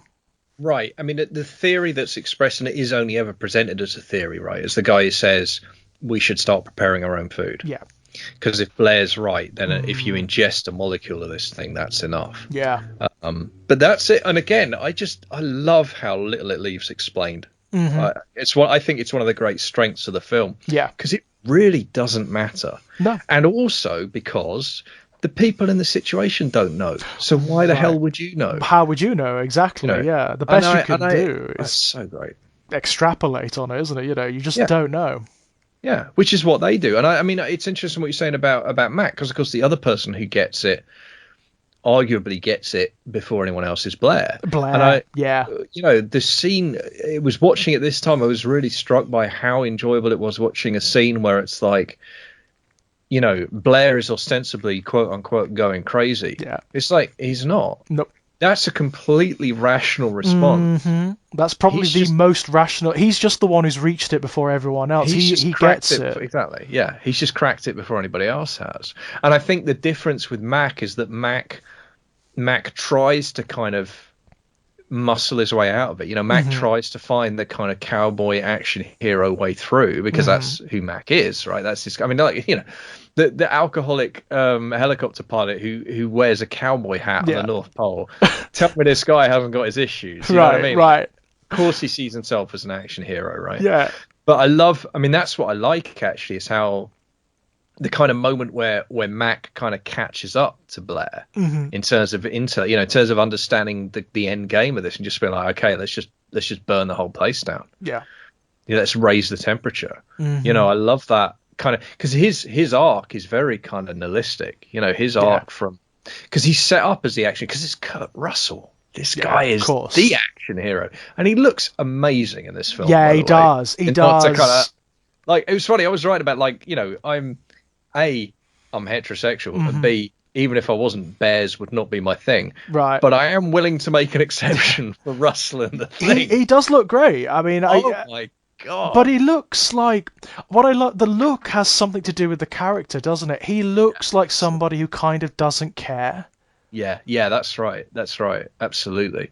I mean, it's not quite slovenly, but it's certainly like, it's sort of bordering there, isn't it? It's sort of like there's something slightly wild about it. Yeah, and it's definitely, I don't give a shit. It's definitely take me as I am, or fuck off. Yeah. And I'd probably rather you fucked off. Frankly, because I'd rather be playing chess with my computer. Yeah. It's funny, isn't it? Because, like, McCready's got his own shack away from the base. Yeah. He is so isolated from everyone else. And it's interesting that he's not the commander. He's not the highest authority. That's the old guy, isn't it? Yeah. But they all look to McCready whenever anything goes off. The sequence where the whatever he is, where the leader does hand over the gun, is great. It's really, really telling, because what I love about that sequence is, the gun's going to end up with McCready. Yeah. Like, it's inevitable. But the way the storytelling works, again, it's a situation, it's a genuine situation, it's a genuine interaction, and it has import. It drives the story forward, because the gun ends up with McCready, and that's a really important character moment. But you learn so much about the characters in that very short scene. Yeah. The way that the guy with the gun turns it, initially starts pointing it at everybody else. Yes. And then you see him in real time come to the realization, they don't trust me. Yeah. I don't have the authority to do this. And does actually a very noble thing. Yeah. And says, I'm not going to try and power my way through this. I'm going to acknowledge the reality, and I'm going to put the gun down. And he tries to hand it off to the guy who he likes. Yeah, who doesn't want it. Mannered, level-headed. He just won't do it. He's just like, no, this is not me. And then the other guy tries to claim, and it's like, whoa, Nelly, no. You want it a bit too much. You know what I mean? Childs, Childs, because you're learning so much about all of those people. And it's what you said earlier, the efficiency of the storytelling there. It's so bizarre when you compare it to the original short story, because that doesn't have that at all. It's actually it's one of those short stories that's really important in the annals of horror fiction and indeed science fiction. But it's very hard to read these days, I find. Have you tried to read it recently? No, I don't think I've ever read it, to be honest. I don't think it's very hard to read, because it's very much, there's a lot of it that's like textbooks, essentially. The characters the names are all derived from the original short story, by the way, but they are all specialists in their own given field. So there are like mineralogists and meteorologists and all sorts of things, but they talk like textbooks. So they actually go into these incredibly long screeds about what the nature of the water in the ice is, and what they are. It just goes on and on and on and on, and it's very hard to read. But that's kind of the opposite of what you get in this film adaptation. Yeah. No, this is like, and that's the thing about it, isn't it, as well? It's one of the things we've talked about before. I mean, cinema, I think any film getting made is a kind of miracle. The number of moving parts involved, and the number of people, and the number of ways it can go wrong. And a masterpiece, a great movie, is like a miracle squared, a miracle something cubed. Magical happens when a great movie coalesces. Something genuinely miraculous happens, and it's very rare. And it's even rarer when you've got directors like John Carpenter who love to make things difficult for themselves. I mean, the setting, for one, the Oh my situation, God. because it's actually, I Yeah. mean, it's not in the Arctic, obviously, but it's set, No. it's like near as, damn it, it's somewhere like Alaska, isn't it? You know, it's Mm, like mm, it's mm. it's in Arctic conditions. Yeah. So it's very difficult to film. They had to build that set, which is huge. It's Yeah. absolutely enormous. Then you've got the practical effects, the helicopters, Yep. it's madness. Animals, you've got animals to work with as well. It's crazy. No, absolutely. And I think that it's just, again, it's one of those things where just everything, absolutely everything is working and There's, is working towards the same goal. I mean, we haven't talked about the score. of It's one of my course, favorite movie scores of all time, full stop. It's, just minimalist and oh, so frightening. Like it's not, no, it's not yeah. fright, it's dread. Yeah, no, absolutely right. Yeah, it just infuses you with this sense of unease and of building kind of sense of doom, and it's brilliant. Yeah. It's very quietly remorseless, very quietly relentless. And It just it sets the builds. tone from the beginning. Yeah, You just that's go right. dum dum, and Yeah, that's it. You know what this film is going to be, and that it's not going to be super happy fun times. You know. no. And there's, the acting is phenomenal across the board. Yeah. There isn't a weak performance in it. No. We talked about how the characters are established, and some of that's in the writing, but a lot of that's in the acting too. Mm-hmm. And a lot of that is in having actors intelligent enough to get a script that was fairly minimalist Yep. and read between the lines of those interactions and say, okay, I can make that work and do their job. I mean, again, we talked about it before, but that Blair's reaction shots in those autopsies, especially I have Yeah. to say the first one, are just astonishing because he really is. It's so controlled. Mm-hmm. It's all in the face. It's in the set of the jaw. It's in the eyes. It's not in anything he says. It's that thing of like, okay, I'm a professional. I'm going to do this thing. Yeah. I have never seen anything like this. And the way he delivers the line, well, you've got a normal set of internal organs here, lungs, liver. It's all in what's not Yeah. said. Yeah. I've got a normal set of internal organs here. What the fuck is this Yeah. thing? What's Why going are on with they the outside? here? What is going? Like, it's great. It's great. The other thing is the implied horror throughout. There's one of the things I made notes on this time: the ambient storytelling on that base when they go to the Norwegian base. It tells you an absolute, almost like a novella's worth of storytelling in the set pieces, in the corpse, the frozen corpse with the stalactites of blood dripping. Oh my God! The axe in the door and everything. Yeah, exactly. And very often these visual situations that imply so much, they don't comment on them. Yeah. The camera just lingers on them for a bit, and that's it. Yeah. No, absolutely. It's really, but again, it tells you so much, and the characters, the interaction's incredibly minimal. I mean, what the hell happened here? I think it's like McCready's line at one point, or, and it's like, but you get a sense like of this unfolding tragedy, and it's whatever's happened is clearly completely horrific. And again, when you see the kind of charred remains, and again it's all shot very carefully, and the empty cans of gasoline, and you're just like, oh guys, this is just something dark happened here. Something really bad happened here. And the tomb, the block of ice, what, that's the most magic moment of all. That rectangle of ice that's just hollowed out in the middle of your life. Weird. Oh, it's so weird. It implies so much, and yet it's just so mysterious. No, I love it.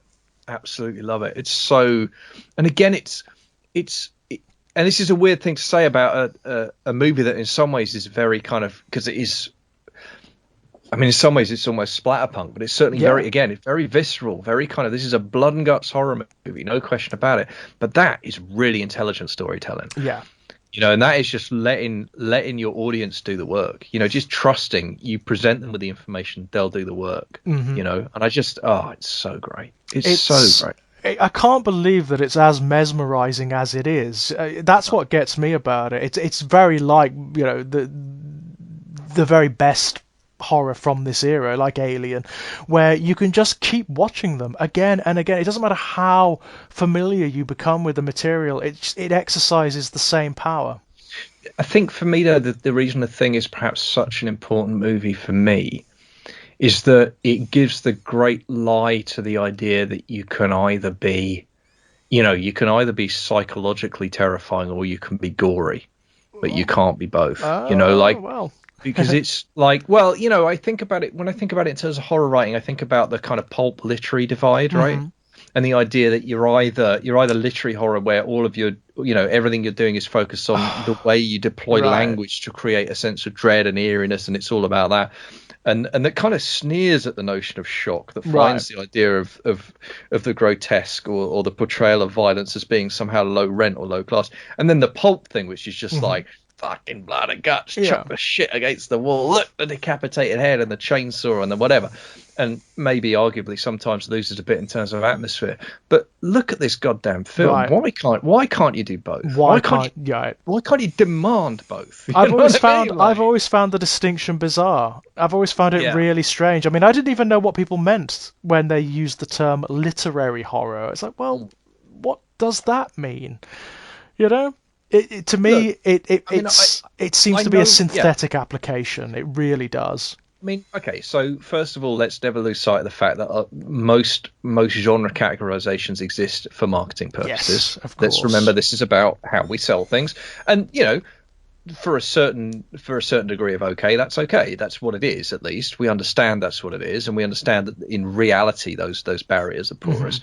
The other thing I would say is that there are horror writers who I have an enormous amount of respect and affection for, whose work I consider to be fantastic, who would self-describe as literary horror writers, and that's fine. Ramsey Campbell would describe himself as literary horror. Adam Neville would. They are both world-class horror authors. Full stop. And their work is incredible. Interestingly, I think both are quite capable of blood and guts when they feel like it as well. Maybe that's the connection. I don't know, but nonetheless. So I don't I always have to be careful about this. Like I don't disparage literary horror any more than I would disparage pulp horror. Oh no, it's not really, really important. Not at all. But I do find the application troubling. I really do. What I find is I find the dichotomy troubling. I find the divide troubling. I see no reason why you can't do it all. And you'll have an aesthetic preference as a reader and as a writer, and that's obviously fine too. And again, that's where the marketing terminology can sometimes be useful, because if your aesthetics lean towards, for example, simpler sentence structure, more immediate use of language, more kind of in your face visceral, then you probably will gravitate towards what's described as pulp work, and you'll have a good time there. And of course, when you go to Amazon or whatever, you can type that in and you will get stuff that suits your tastes, presumably. Yeah, and if you're more interested in beautifully crafted language and exquisitely crafted sentences and a building sense of dread and all this other stuff, then you'll go to literary horror and you'll have a great time. And if, like me, you like both, you'll decide what mood you're in on a given night. Absolutely. But for me, what makes The Thing kind of not just brilliant but important as a movie, especially because I saw it so young, was because I saw it, I hadn't seen a lot of horror movies at that point. Right. And I was really lucky to see something that was just this good on every level. Yeah, that could demonstrate like what they are capable of. Exactly. And that said that didn't have that divide. Yeah. That is actually, because I think literary is a weird word to use in terms of cinema, but it is. I think The Thing is literate. It is a literary work in the sense that the themes that it engages in are really deep. Yeah. And some of the metaphysical questions that it throws out and doesn't even attempt to answer are quite profound. And the atmosphere is incredible. And most of the film, most of the dread in the film, most of the engagement in the film is created by the atmosphere, and that's a combination of the sound and the settings and the soundtrack, the lighting and music. Oh my god, the lighting is incredible. Holy shit, that scene where they're outside and the power goes out, McCree's got the flare going, and half his face is lit from the flare and the other half is in silhouette, and he's got the ice all in his beard, and it looks great. like something out of a graphic novel. It's astonishing. It's a painting. It's beautiful. the color work, the color palette in the film, the use of whites, the use of shadows, all of this stuff. Again, this is what we talk about when a film is genuinely brilliant. Every single element is important. It's all, and it's all working in concert. It's all trying to achieve the same thing. But and the flip side of that is, or the other thing about that is, that's if you like the literary side. But then when it comes to deliver the pulp moment, when it comes to deliver the shot, when the shot arrives, strap the fuck in, kids, because this is really you are probably not going to see anything else like it. You are not. The set pieces are just insane. Yeah, no, they're absolutely. The one that got me this time, and I don't know. I think because we talked before about the blood test and the resuscitation scene. The heart, the when he uses the paddles, and that's incredible. The bit I'd actually forgotten about, I think, to a degree, was the scene with the dogs. Yeah, where they interrupt the creep. And the thing is, when they come in, I don't even know what that is. What is it? Yeah, I love it. It is, I mean, elaborate monstrosity is something that will get me every time, and that is the most elaborate of all the forms that the thing takes ultimately. And it's got spider legs, it's got claws, it's got tendrils and dendrites and a flowering starfish face and it's eyes. Shooting out squirty pink, whatever the hell that goo is that's soaking it. And it's like, is that acid? Is that dissolving the dog? And then there's the dog that's all wrapped up, and it's like, is that a creating replica, or is it absorbing that thing? Is that one of the, because it's hairless? Yeah. But the skin is, and it's like, is that forming or is that being eaten? Oh my god. It's incredible. It's absolutely incredible. And it shows you enough to give you impressions, but never shows you what it is in its totality. It's in shadow. It's brilliant. And that may well be a virtue necessity. It may well be that they couldn't physically build the entire thing to create that wide shot, but it doesn't matter. Doesn't matter. It actually has far more power. Yeah. As it is. It's nightmarish. You know what I love about that? There's a bit where the guy's staring in there and McCready's yelling at him, burn it. Like, and the guy just cannot do anything except stare. Yeah. And it's not until it moves towards him. It's like, that bit where it splits open. There's all this kind of, like a flowering kind of extrusion hurls towards him. Yeah. And that's it. And then the instinct kicks in, right? Yeah. It just pulls the trigger. Because the other thing that makes me think of as well is that, and it reminds me later on, there's the bit with the spider head, obviously, which is really important. Of course, everybody remembers that bit. Famously, massively ripped off for It Chapter 2. And parodied all over the shop. Yeah. You'll find parodies of that moment in Family Guy, South Park, The Simpsons, just in everything you can imagine. But it's also because You Gotta Be Fucking Kidding Me, it's got to be that's one of the greatest line reads in the history of cinema, right? The way the guy delivers that line. It's brilliant, and it encapsulates the situation just brilliantly, doesn't it? Well, what it does is a character in the movie in that moment speaks the mind of every single person watching the film. He articulates our feeling in the most beautiful, simple, profane way. Yeah, because... Yes, dude. The way that head is framed, it's horrific, but it's actually really funny as well. Like, you see it from behind in silhouette after it's sloped off the burning table, and these crab legs just extrude from it. That cracking noise as they come out, by the way. Bonkers. Yeah, it is bonkers. When you see it scuttling through the door behind that is so funny because it's out of focus, right? And you can see the legs, and the noise is funny. Yeah. It's just the motion is silly, hysterical. Yeah. It's ungainly and it's funny and ridiculous. And then when they turn and look at it, and it's just sat there in the doorway staring at them, and it's like, okay, fine. But it's a hilarity that's born of delirium, right? Because you've seen everything. Because everything else you've seen to that point is such an overload. The guy's hands getting bitten off, and then the thing bursts out the torso, and then the head stretches off, and it's happening so quickly as well. Yeah. And it's just, I mean, that head sequence is fucking insane. I was watching it, and again, my mind just going like, how Yeah. How did you do this? I do not understand what I'm There's seeing right now. so much going on in terms of Yeah, like the effects and the camera trickery in yeah. that moment. It's unbelievable. Like the It's tongue, incredible. which is in its Yeah. reverse motion. It's Okay. they've reversed it in fast motion to get that whipping effect. Right.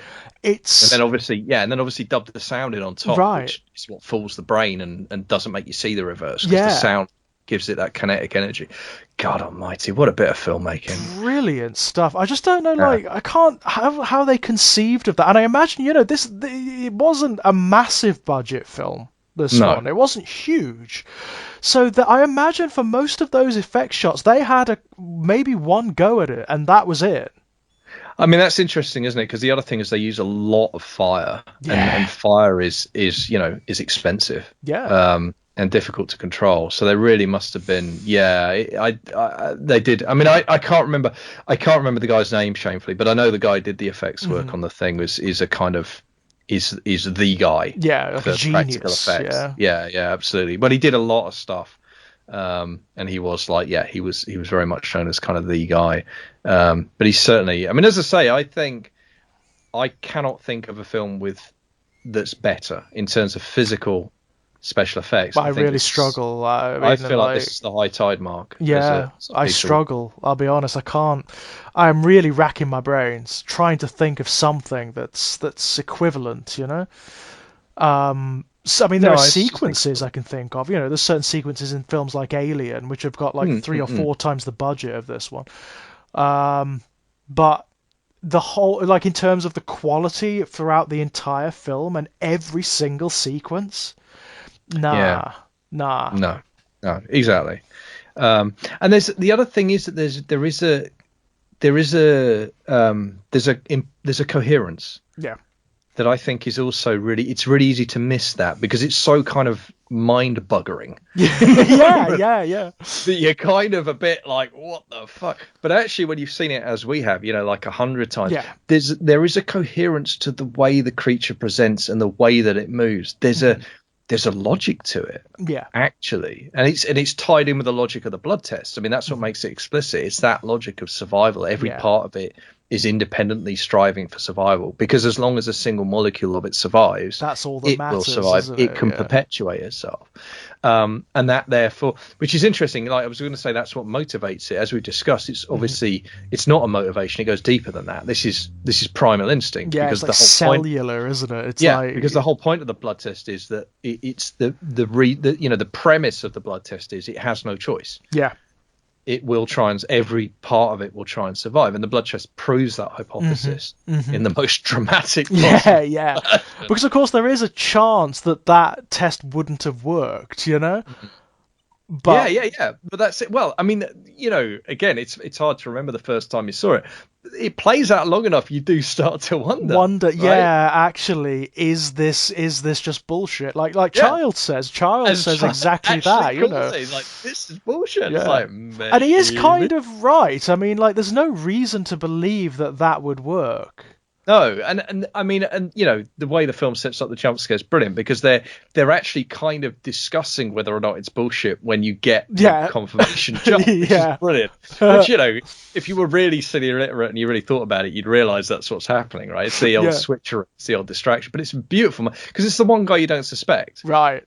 It's the one guy you don't like. No one's really talked about being in the frame. Of course, it's going to be him, but it's just it's a wonderful moment. And then you get another brilliant flowering into monstrosity, of course. Yeah. Well, I was thinking about that, because the thing about the flower and the thing about that sequence as well in particular, where the guy just splits down the middle and becomes this giant mouth.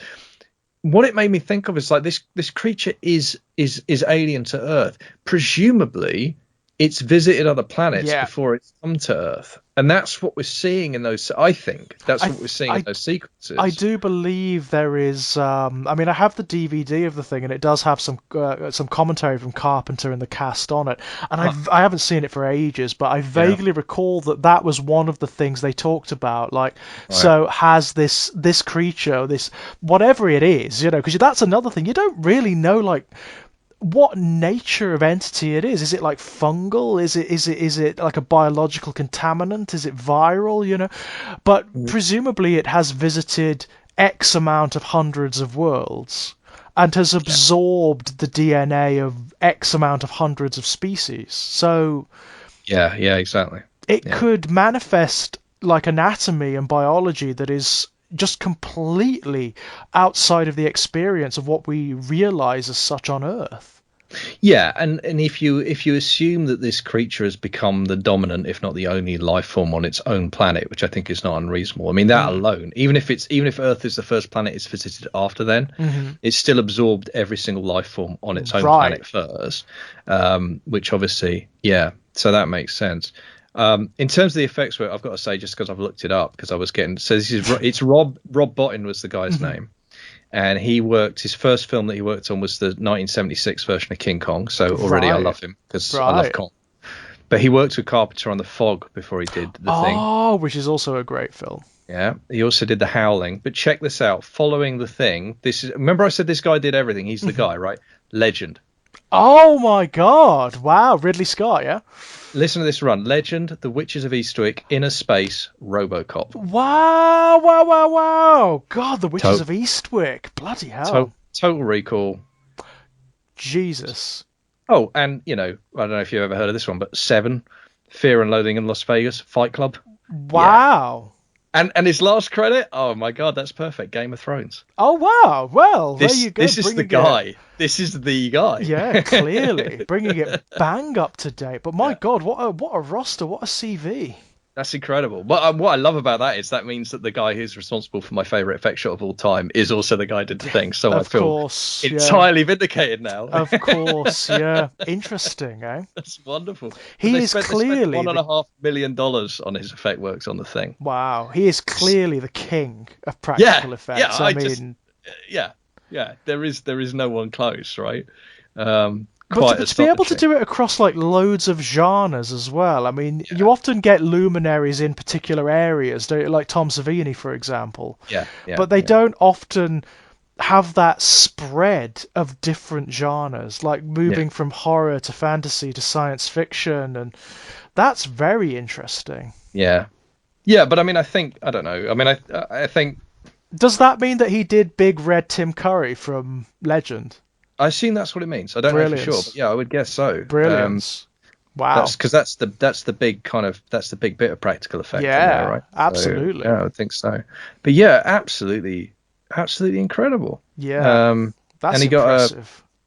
And he did get a Special Achievement Academy Award, and deservedly so. But I mean, But I think The Thing's probably his magnum opus in terms of even with that impressive list. I think the work on The Thing is just something else. And as I said, it's that for me. It's that thing about how this is a film that is incredibly atmospheric, but it just delivers when it decides to go for the shocks. There isn't anything like it. I mean, for those who've never watched it before, prepare yourselves. I mean, like, really, it is going to make you gasp. It's going to make you like lurch back in your seats and probably laugh as well, like just as a release mechanism. Yeah, but it is exceptional. And the other thing that I'm amazed by is just how well it holds up to this day. Because as I say, I mean, we both rewatched it this afternoon, right? Loved it. I was flinching, I was jumping, I was enthralled. Gobsmacked all over again. Absolutely enthralled. Couldn't take my eyes off it. No. I was tempted to go and do, because I've seen it so often, to just have it on and go and do other things, But no, I sat and watched the whole thing and just could not leave it alone. I thought it was brilliant. I loved rewatching it. I loved it. Yeah. No, I mean, it's funny. Rewatching it made me think, like, I have seen it a few times, but it did make me think, like, actually, I could watch this more often. Yeah. I should watch this more often, because there's just nothing quite like it. This could be a perennial watch. This could be one of those films that you put on at a particular time in every year. I mean, I have funny. Yeah, I mean, that's an interesting point. The one thing that I did find that detracted a little from the viewing experience this time was the fact that it was still daylight outside. I did actually think, like, oh man, I wish I'd watched this in January. In the dark, yeah. Yeah. Yeah, 'cause it and the is that kind of cold as well, because it is a cold film, isn't it? You know. Yeah, that's right. Yeah, and the incongruity of the sunlight through the curtain just kind of just took the edge off just a little bit. You know, it would have been really nice to have that. But I think, like, I mean, I've actually said it. I said it in I can't remember, in an interview or another podcast, but I was talking to someone about it. I said, you know, like, it could have been watching The Thing with Kit Power. Like, I could have turned that into a podcast. I could have sat and watched this movie every month. Oh, the reactions would have been great, wouldn't they? Yeah, exactly.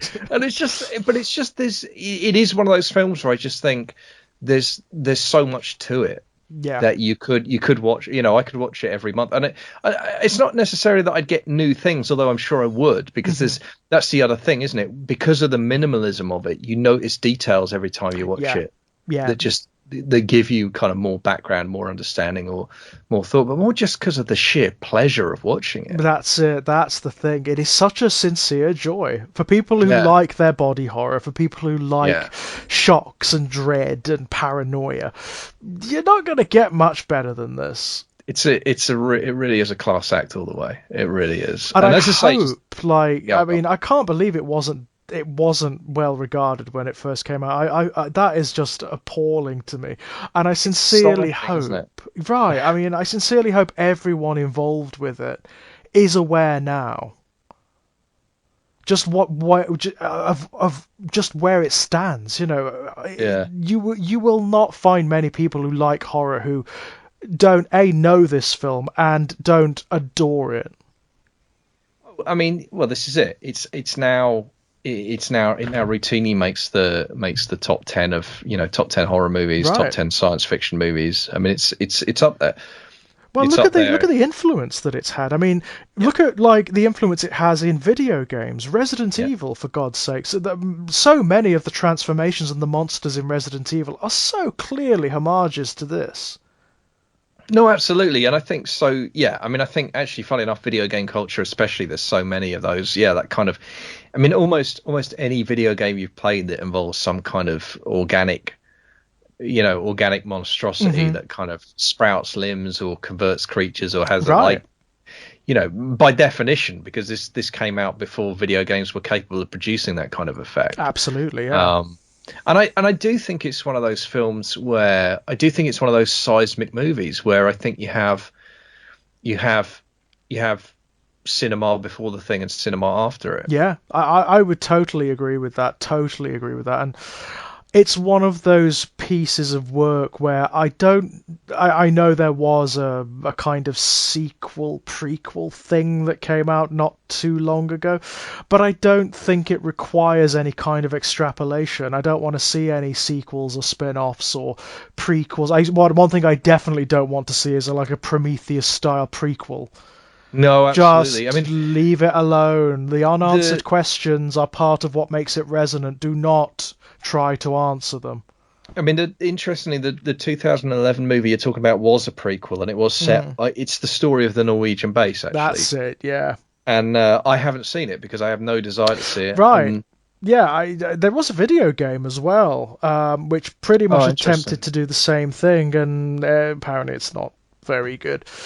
So yeah, I mean, the thing that turned me off the 2011 release was when they said that they used digital effects. I just thought, I have no interest in that whatsoever. Conceptually, why would you do that? Yeah, I don't understand. I seriously, I think if you try and do anything with the thing, whether it's a remake or a prequel, and you use digital, that's an admission of failure. It's an admission. Yeah, you don't understand. You actually don't understand. Well, yeah, and you're telling me you're not a good enough filmmaker to pull off what they pulled off in '82, and if you're not a good enough filmmaker to do that, I'm not interested in watching your goddamn movie. Right, and also I just got the '82 version on Blu-ray. I can watch it anytime I want, and you're not going to adopt it. So I just don't understand the point. No. I mean, this is the thing, right? Like it's a perfect piece of cinema, right? And it tells the story, and I mean, we haven't talked about it yet, but the ending, is a perfect ending. Yeah. It's one of my favorite endings of anything ever. Never mind cinema, any story ever. And I normally hate ambiguous endings. Like my default assumption is there's like, give me the fucking answer. You made me sit through this story. You better bloody well. I don't have to like it. Yeah. but you better and this one just makes me a liar about that, because I watched this film and I just like, that's it. That is Yeah. the only ending that could have happened. It's impossibly satisfying considering it's ambiguous. Considering that it's really nihilistic and It's really ambiguous. great. It's just and you just like, and it's the perfect ending to this, how else could you conclude a movie about creeping paranoia and Right. about claustrophobia and about the inhospitable, the inhospitable nature of the environment, but also humanity, also like a relationship to each other, and like there is no way we can get along. That's the only way. It's the only way it can end, and it's there really is a kind of misanthropy, isn't there, at the end of the film? Yeah. And it's really brilliant. I mean, it is really brilliant. It leaves you knowing that these guys are going to freeze to death, or maybe one of them is a thing. The best line, or both of them are, because my favorite line is Russell when he just says, "I don't think we've got any surprises for each other." Right. That is the fucking line, because it's like, what does that mean? What does it mean? Right. What does that mean? What does that mean? And I know that there'll be like there'll be 100 YouTube videos on this, right? Oh my god, there'll be like essays. There'll be essays on this. They'll all have the definitive answer. Yeah. They'll all be able to tell me for sure. They're both a thing. He's the thing. That guy's a thing. Neither of them. It'll be is Deckard a replicant all over again, won't it? All over again. Does Tony Soprano get shot at the end of The Sopranos? Yeah. And it's like, guys, I don't care. I can't tell you how much I don't care. That's the ending. What you see on the screen, that's the ending. What you bring to it, great. Bring whatever you want. But what's on screen is it. That's it. Don't get me wrong. It's kind of fun to like knowing, like looking back at the film and seeing if you can sort of like piece together little moments or inferences that maybe imply that one of them or both of them are, that's fun. But like with the other film that we can't stop talking about, Joker, the ambiguity is baked in. Yeah. Totally. It's necessary part of the storytelling. And it's something I noticed this time I'd never noticed before. And actually, this is a parallel with The Shining, which is really interesting, is the fades. There are moments in this film where the film fades out and just an unspecified period of time passes between the fades. Yeah. And it's great, because what happens? I don't know. Yeah. How long have we been gone? I don't know. The film doesn't tell you. Right. What happened in that gap? You will never know what happened in that gap. But what could have happened in that gap? Anything. There's so much potential there, and your imagination fills it in. It just goes into those places. But also, what it reminded me of this time very forcefully was the increasingly idiosyncratic title cards that you get in The Shining. Yes. Thursday. Yeah, I love that. Oh.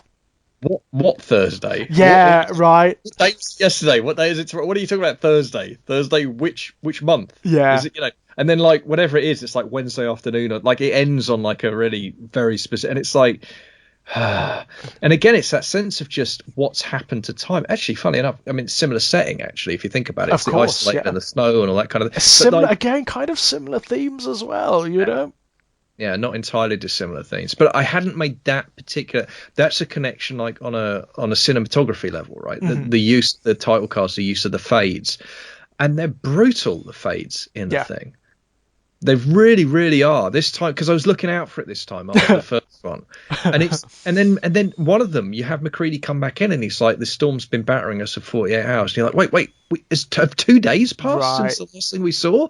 Or was the storm already started in the last bit? And there's no way of knowing because you are disambiguated from time. That's the point. You are in this bubble universe. You are not everything is starting to collapse around you. Yeah. Nothing can be relied on. Nothing, you are in. And again, we were talking earlier about how this movie draws you in. I think that's one of the ways it does it. That's why this is such a compelling movie. It's so hard to look away from, because you only get what you're shown, and you have to live within the confines of what you're shown. And that draws you in because you're desperate to understand what the hell is going on here. Yeah. God Almighty! It makes of itself this giant puzzle, doesn't it? But as it's going on, it's degrading. Yeah, that's The right. pieces are falling away rather than falling into place. So that is kind of brilliant. When does Blair become a thing? Right. Is he a thing when smashing up the place, or Yeah. does he not get converted till after he's trapped out of the house? If it's when he's trapped out, who does it? Right, there's something really brilliant the actor does as well. Like, you know how McCready keeps occasionally going and looking in and talking to him? The actor becomes increasingly distant and disassociated. So Yeah. you don't know. Like, was he always? Was it just Yeah. an elaborate play? Yeah. And again, if he was when he smashed up the equipment, what does that tell you about how the thing works? Like, is Right. it such, but does the thing know it's a thing? Yeah. Is it that kind of a perfect replicant? Well, Right. it must do on some level because it attacks people. But again, that's that thing of like, does it suddenly surface its nature and the rest of the time?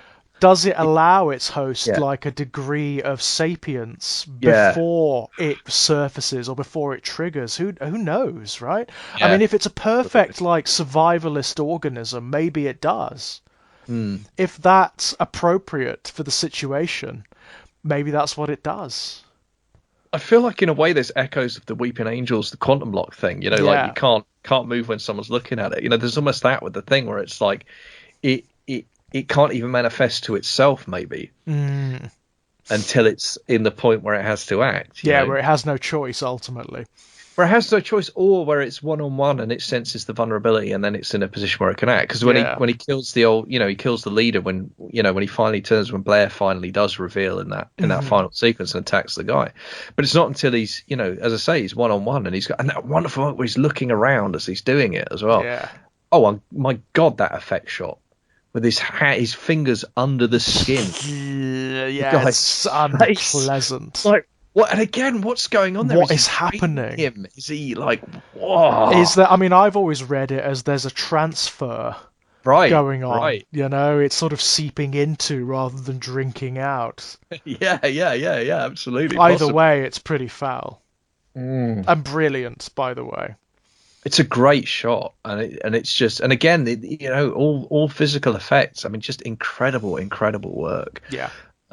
Yeah, and that's it really. That's the thing it does for me. It combines psychological horror and visceral kind of splatterpunk type in a way that, I mean, Hellraiser 2, but very, very, very few movies. I guess Jacob's Ladder. Very few. Alien. Yeah, Alien. But there just aren't. Yeah, maybe The Shining. But there aren't that many movies that pull this off. That's the point. Not it's effectively. And I just love how it doesn't skimp on either. Neither feels a dominant force, because again, everything's working towards the same aim. Yeah. And the aim is to just freak the shit out of you. which it is almost unsurpassed. It's just a masterclass in how you do it. Yeah. Well, it gets you coming out and going. That's the thing, isn't it? Like, it gets you psychologically, and then it's like, oh yeah, now we're gonna bite this guy's hands off. Right. It doesn't matter what freaks you out. We've got it. Yeah, exactly. Oh, you don't like spiders? Oh, I'm afraid I've got such a shame. Terrible news for you. Yeah, you've got to think about blood or disease or fluids or whatever. Well, sorry. Oh, animals suffering. Suffering, medical and surgical imagery. Yeah. Oh, God. Oh, my God. And yet, it doesn't feel like it's working through a checklist. It's a coherent whole. Right. There's nothing, like, synthetic about it. There's nothing where it feels contrived. It feels like it's all earnestly trying to tell a particular story. It all fits. Yeah. It all works. It's the opposite of focus group, isn't it? This thing is like is a product of obsession. Totally. And it feels like, I mean, it's a difficult application to make, but it feels like everyone understands. Yes. Everyone involved understands what they're doing and why it's important. Yeah, and that's probably why it bombed critically when it came out, because it's probably just like, I think critics probably reacted viscerally to that. Yeah. And struggled with it. I mean, I guess it's worth noting it came out. This got released the same summer as E.T. Right. It's not hard to see how two sci-fi movies coming out, it's not hard to see how the critics preferred ET, right? So it could have been that it entered into a cultural climate where people just weren't ready, Yeah, especially in yeah. the UK, because you have to bear in mind that was the sort of the beginning of the video nasty scare, wasn't it? Yeah, and well, I mean that's a good point. I mean, well, okay, so yeah, let's go back to the thing that we always know, which is horror is always the redheaded stepchild of any kind of genre fiction, any kind of cinema. It's Right. always the first place that gets abuse. It's always there's something inherently suspect about horror Oh as a genre, yes, and as the far people who as enjoy it, of course. yeah, well, yes, indeed. As far as serious critics are concerned, so you've always got a strike against you. I mean, that's what happened with Shining. Let's be honest. Yeah. The critics considered it was beneath Kubrick to make a horror movie. That's it. That's exactly it. And it's the beginning and the end of it, really, with The Shining, because there's no other excuse.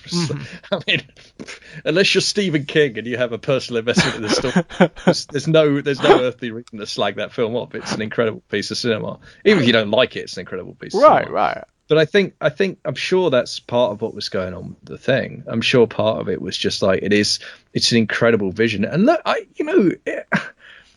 this will have made people really, really uncomfortable. I mean, this will have been hard to watch. I mean, it was hard. I can't think of it. The visuals alone, just that alone, I can't think of anything like it at the time or before. Yeah. It would have been something new. It would have been like seeing the face hugger for the first time, or the Terminator for the first time, or whatever. Yeah.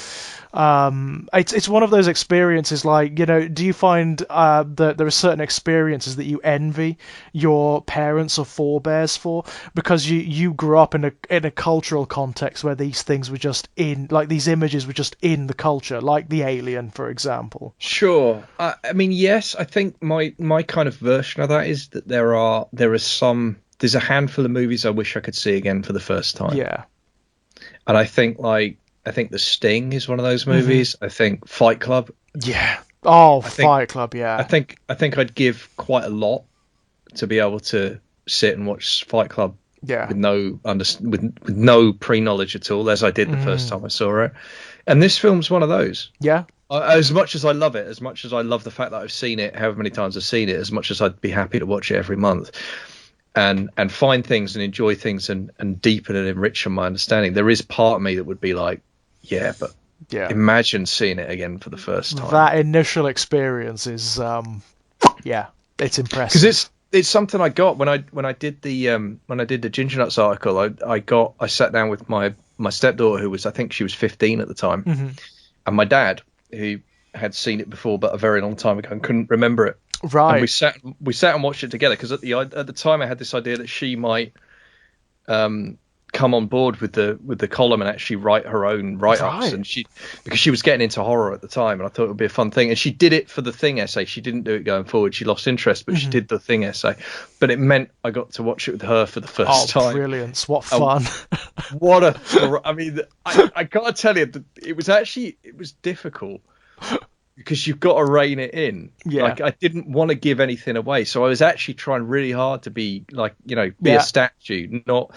But I got to admit, the blood test scene, I was just staring at her. I was just like, I cannot wait. And it was great because she was sitting on her and my dad was sitting in my dad's living room. They were sitting on opposite sofas to each other, watching it, and they both leapt out of their skin. Brilliant. They both physically moved in their seats, and it was just, I got this real kind of vicarious thrill. Yeah. And I was like, yes! Yeah. Oh, what a great moment. Slightly childlike glee. Yeah.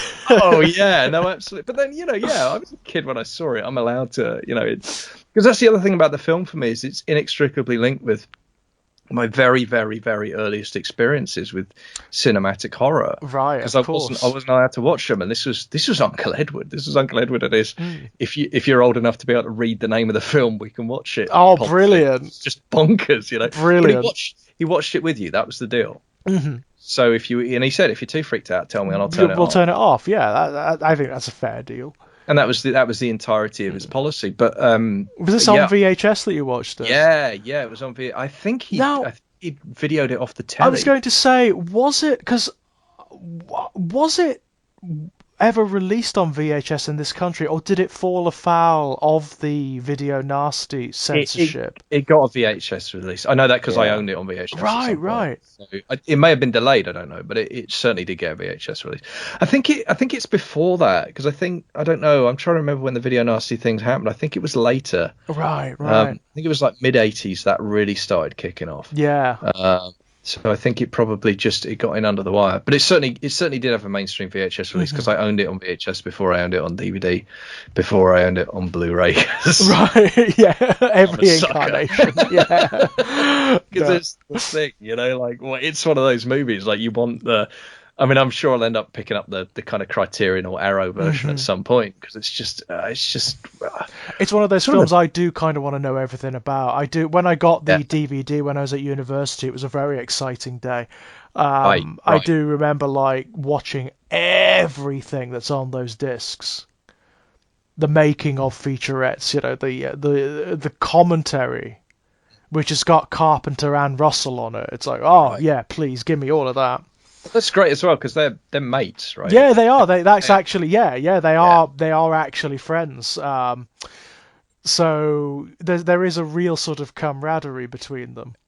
Well, because they worked together on one of my other favorite movies, Big Trouble in Little China. Yeah. Well, I think maybe we should do that at some point. Oh my god! Like, How do you even talk about that film? How do you even talk about it? I mean, like. Let's not start now because I need to go to bed. But right, but yeah, we'll figure it out. I don't even know how you would even tell people what it is. Yeah, it's pretty bonkers. It's like, pretty bonkers. I've seen it, and I still don't believe it, kind of thing. Right? Yeah. And every time I watch it, I don't believe it. No, and it is one of those like, how did this happen? Yeah. How did any of this ever happen? What is it? Where did it come from? Who wrote it?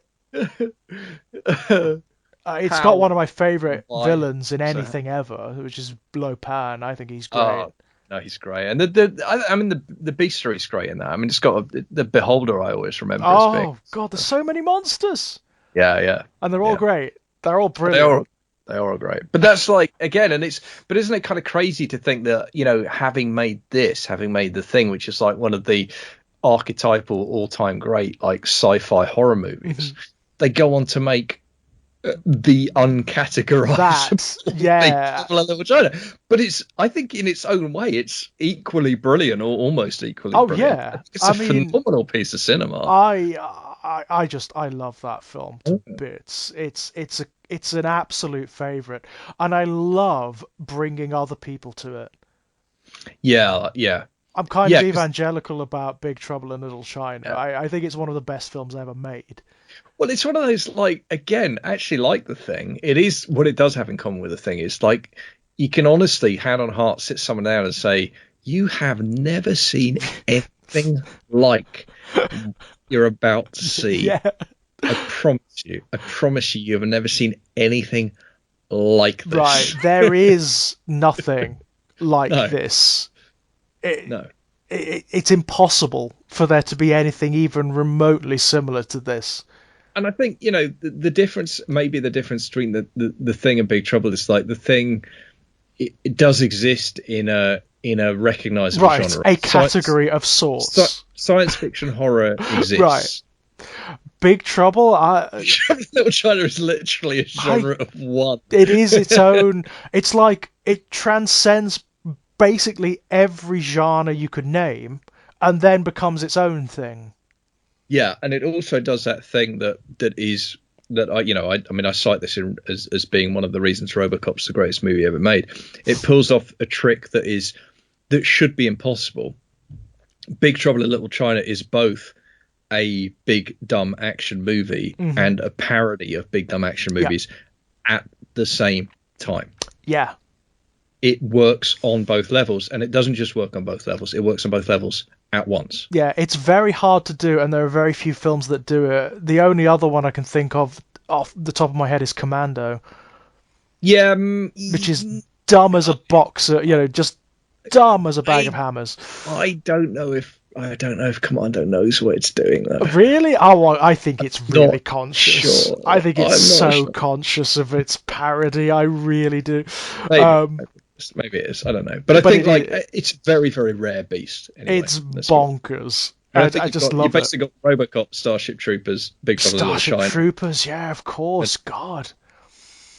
and maybe Commando. Although Maybe I'm not Commando. Yeah. I'll watch it again. But yeah. Maybe it's with the benefit of hindsight. I don't know.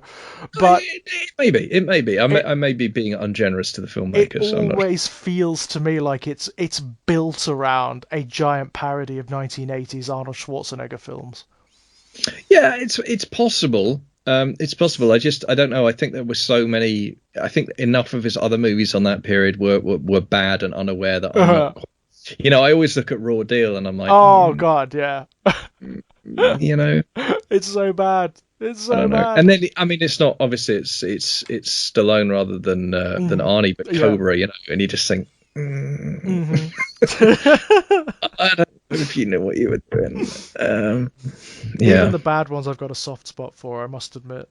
well, that's fair enough. I mean, that's fair. Well, I mean, yeah, they're both Stallone and Arnie, both performers I got a lot of time for. I mean, Last Action Hero came on the other night, and I watched that again, and I was just like, God Almighty, that's a legit brilliant bit. I of just cinema. love Charles Dance in it. I will just watch it for Charles Dance and nothing else. Hello, I've just shot a man and I did it on purpose. I did it on purpose. Oh my God! No, that's a fantastic film. That is a film that I think is legitimately badly underrated and quite badly misunderstood. Oh, it was panned, wasn't it? It was. It It was was really absolutely panned when it came out. Yeah. And I think, and I think that suffers. I think the reason it was panned was because it's actually a really sincere piece of work, and I think that I think that people misjudged it really, really badly. I think it's a beautiful piece of work. It's got so many interesting moments. I love when Arnie's, I can't remember, it was Jack Slater. Jack Slater, yeah. When he visits, it's when he's sitting in the kids' living room and with his listening to classical music, and he's just like, my God, this is beautiful. Mm-hmm. Yeah, and there's like when it strays into like the metaphysics of that situation, it's weird, isn't it? There's a lot going on under the hood of that film. It's really it's an incredibly surprisingly complex piece of work, and there's a lot going on. And the thing about it is that it's one of the things that's interesting about it is there's a meta commentary about. Because it's ostensibly about Hollywood versus reality. Yeah. But what I find, there's another layer to it, which may or may not have been intentional. It's about Hollywood versus Hollywood's vision of reality, Hollywood's vision of poverty, Hollywood's vision of and what it gets right and what it gets wrong about that. And it's interesting. It's really, really interesting. And Arnie, I don't think Arnie's ever been better than he is in that film. The moment where he meets himself, the moment where Slater confronts, that's one of my favorite moments in any film, because Jack Slater looks Arnold Schwarzenegger in the eyes and says, I don't really like you. You brought me nothing but pain. That is a fucking moment. It's kind of equivalent to Roland Deschain meeting Stephen King, isn't it? Yeah, it is that moment. Exactly right. And I love that moment in the dark. It's one of my favorite moments. I was really worried about it. No, absolutely. When I heard it happened. So was King, to be fair to him. Yeah. If when you read the afterword to The Dark Tower, he's like, this is metafiction, and I really don't like metafiction. Right. Yeah, it's a gamble. That kind of thing. And it's like, look, it's where the story took me, but it's not, I didn't want to go there, but this is where the story took me. And I mean, yeah, no, I love that. And I because it's something I don't know, it's something I've thought about a few times. It's a difficult thing to pull off a lot of the time. Certainly when like popular franchises do it, that particular thing where the characters realize they're fictional and meet their creators because they've run out of ideas, It's not the case in The Dark Tower. It's definitely not the case because it's all bound to the metaphysics of it. And it's not the case in Last Action Hero. No. I mean, that's like the thesis of the entire film, isn't it? I mean, it's almost inevitable. Yeah, and I like the fact that Arnie's kind of a dick, Yeah. as is I mean, King, as is King yeah, in yeah, it's just King. in the Dark Tower. I mean, it's deliberately Stephen King in an incarnation that he doesn't like, isn't it? Yeah. Well, yeah. I mean, it's King when he's drinking. Yeah, So when he's yeah, drinking and when he calls himself lazy, doesn't he? yeah, Lazy and yeah. arrogant and No, it's really interesting stuff. But I also like, I don't know. I think there's a thing about there is a deeper thing, and it's something I don't talk about very much because I think if you're a writer and you talk about this, you kind of sound like either a lunatic or an idiot or both. But I remember I was talking about it on Twitter. So there was this weird bit of Twitter, Twitter discourse. My God, why bother? But there was this weird yeah. thing about like there'd been some kind of debate somewhere about Oh, whether that or not. Twitter and debate. Oh dear. Yeah, yeah. Well, the particular thing, as far as I can make out, I only caught it, at a tangent anyway, and I did my usual subtweeting of it. But it was about like, do queer characters count as queer characters if they're not sexually active or if Oh they're not yes, I engaged in saw that right? one. Yes, So I that was the saw thing that one. right. So it was going around, and and it's, I mean, it's an interesting conversation. It's not entirely devoid of merit. It's something that's probably worth talking about. But like, I mean, I think fundamentally, I come down on the side of like, you don't demand straight sex scenes from straight characters to prove that they're straight, so probably not. But I mean, the tweet that I put out about it was like, I said something like, my stories feature characters who are queer and characters who are not. Yeah, right. Regardless of whether they're queer or not, they generally don't have much of an opportunity to get laid because they're in a kit power story. Right, yeah, that's not where they're, your queer they're characters go, yeah? they're too busy trying to stay alive. Yeah, yeah. So, but that doesn't mean they're not queer, just Right. because they happen to not have an opportunity to sleep with anyone because the world's ending around their ears and they're just trying to like. But it did make me think about like that thing about like, I do feel sorry for the characters who get stuck in my stories. And again, it's if very, they could very meet strange you, thing to say out loud. No, it's an interesting thing, isn't it? If they could meet you, they probably wouldn't be too happy. I wouldn't like me. If I put in one of my stories and I somehow got out, I would not be a fan of me. I'd have some very stern words indeed. It's kind of like, if you met God, isn't it? And it's like, well, why did you do that? Hey, dude, what's up? It's like I say, it isn't something I talk about because it's just too weird. It is weird, isn't it? It's a strange thing. But I can't pretend it doesn't cross my mind, because the thing is, when I write about it, and I'm sure it's the same for you, it's the same for any writer. Like, if you're going to write about people for any length of time, you do kind of have to at least understand them. You have to at least get inside their head, and often, as a consequence of that, you kind of like them. You get to like them, and and then you put them through. Then you hurt them, yeah. Exactly, and then you hurt them. Exactly. Often quite badly. Yeah. No, it's being in a kit power story is not a good thing. It's best avoided if you possibly can. So anyway, I don't know. Mine tend to be all right in their own peculiar ways. That's a good point, actually. They go through hell, but they move on. They tend to transcend. Well, and I mean, and I think certainly, at least in some cases, they embrace the metamorphosis, right? Oh, absolutely. Absolutely, yeah. Yeah.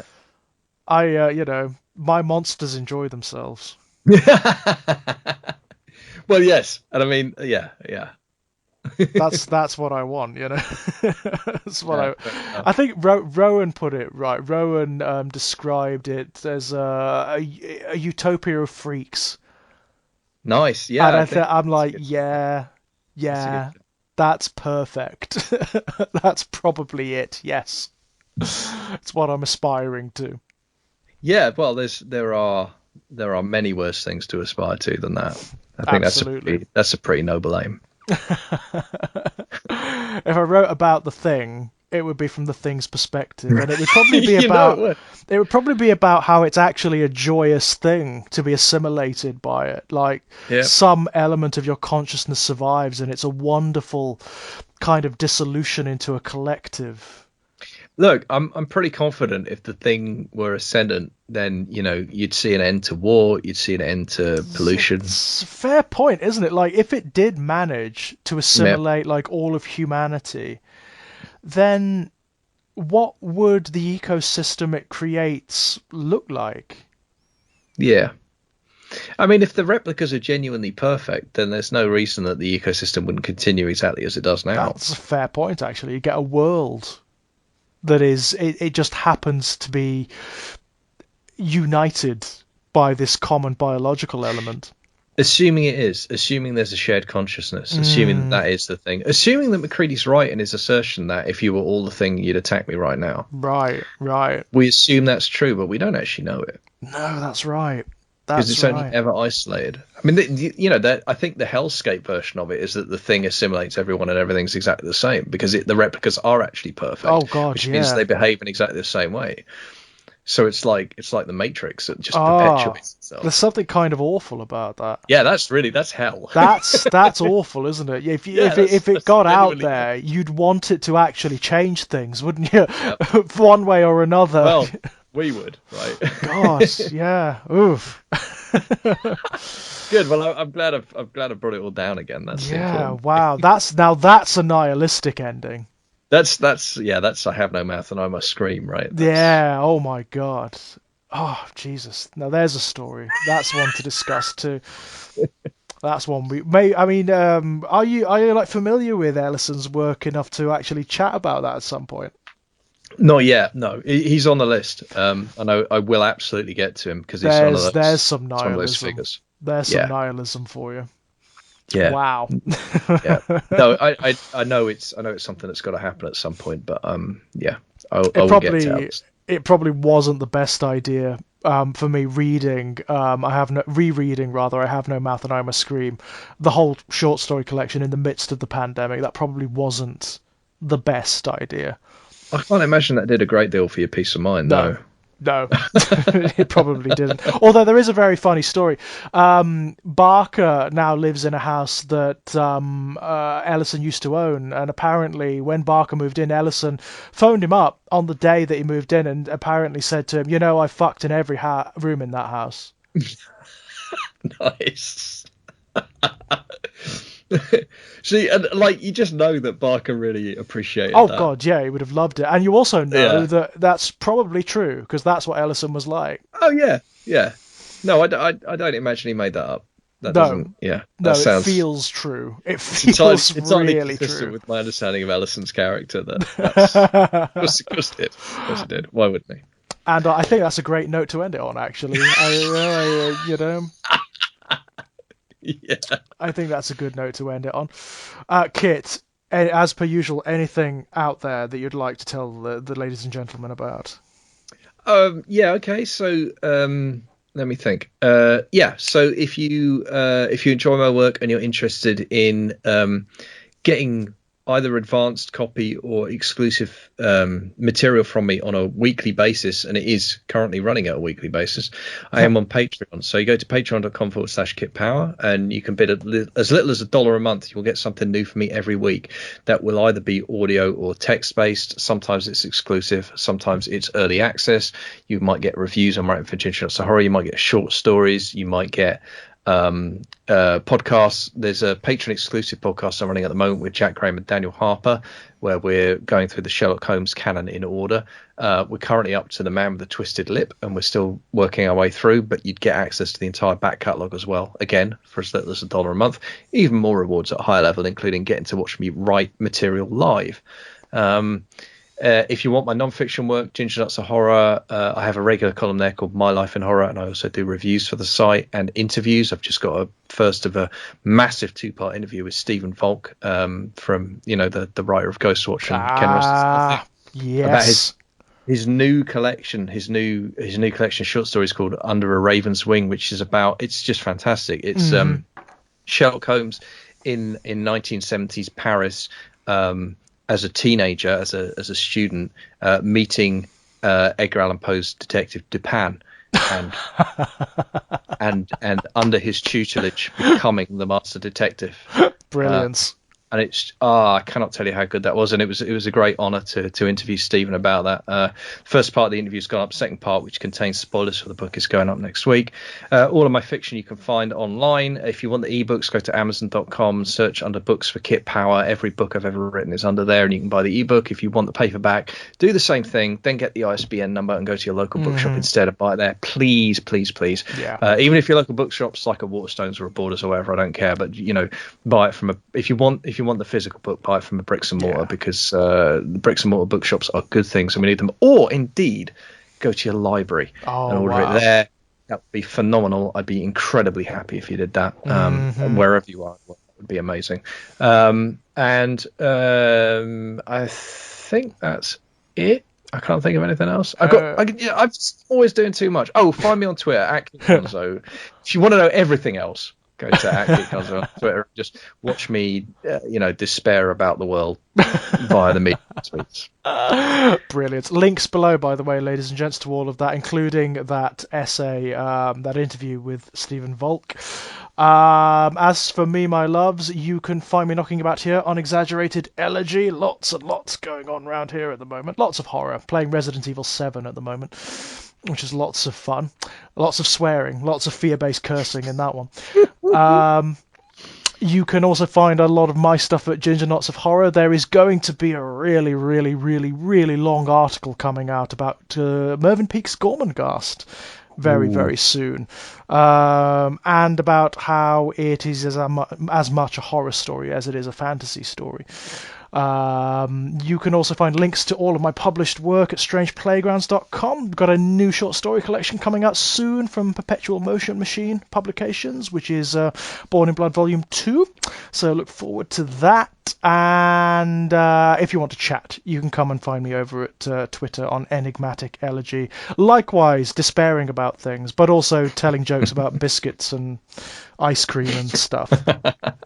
For some reason lately. We are both the summer and the winter, George. That's clearly. Yeah. My summers relate to confection, primarily, and my conspicuous consumption thereof. Nice. But until next time, my loves, bye-bye. Bye. Ha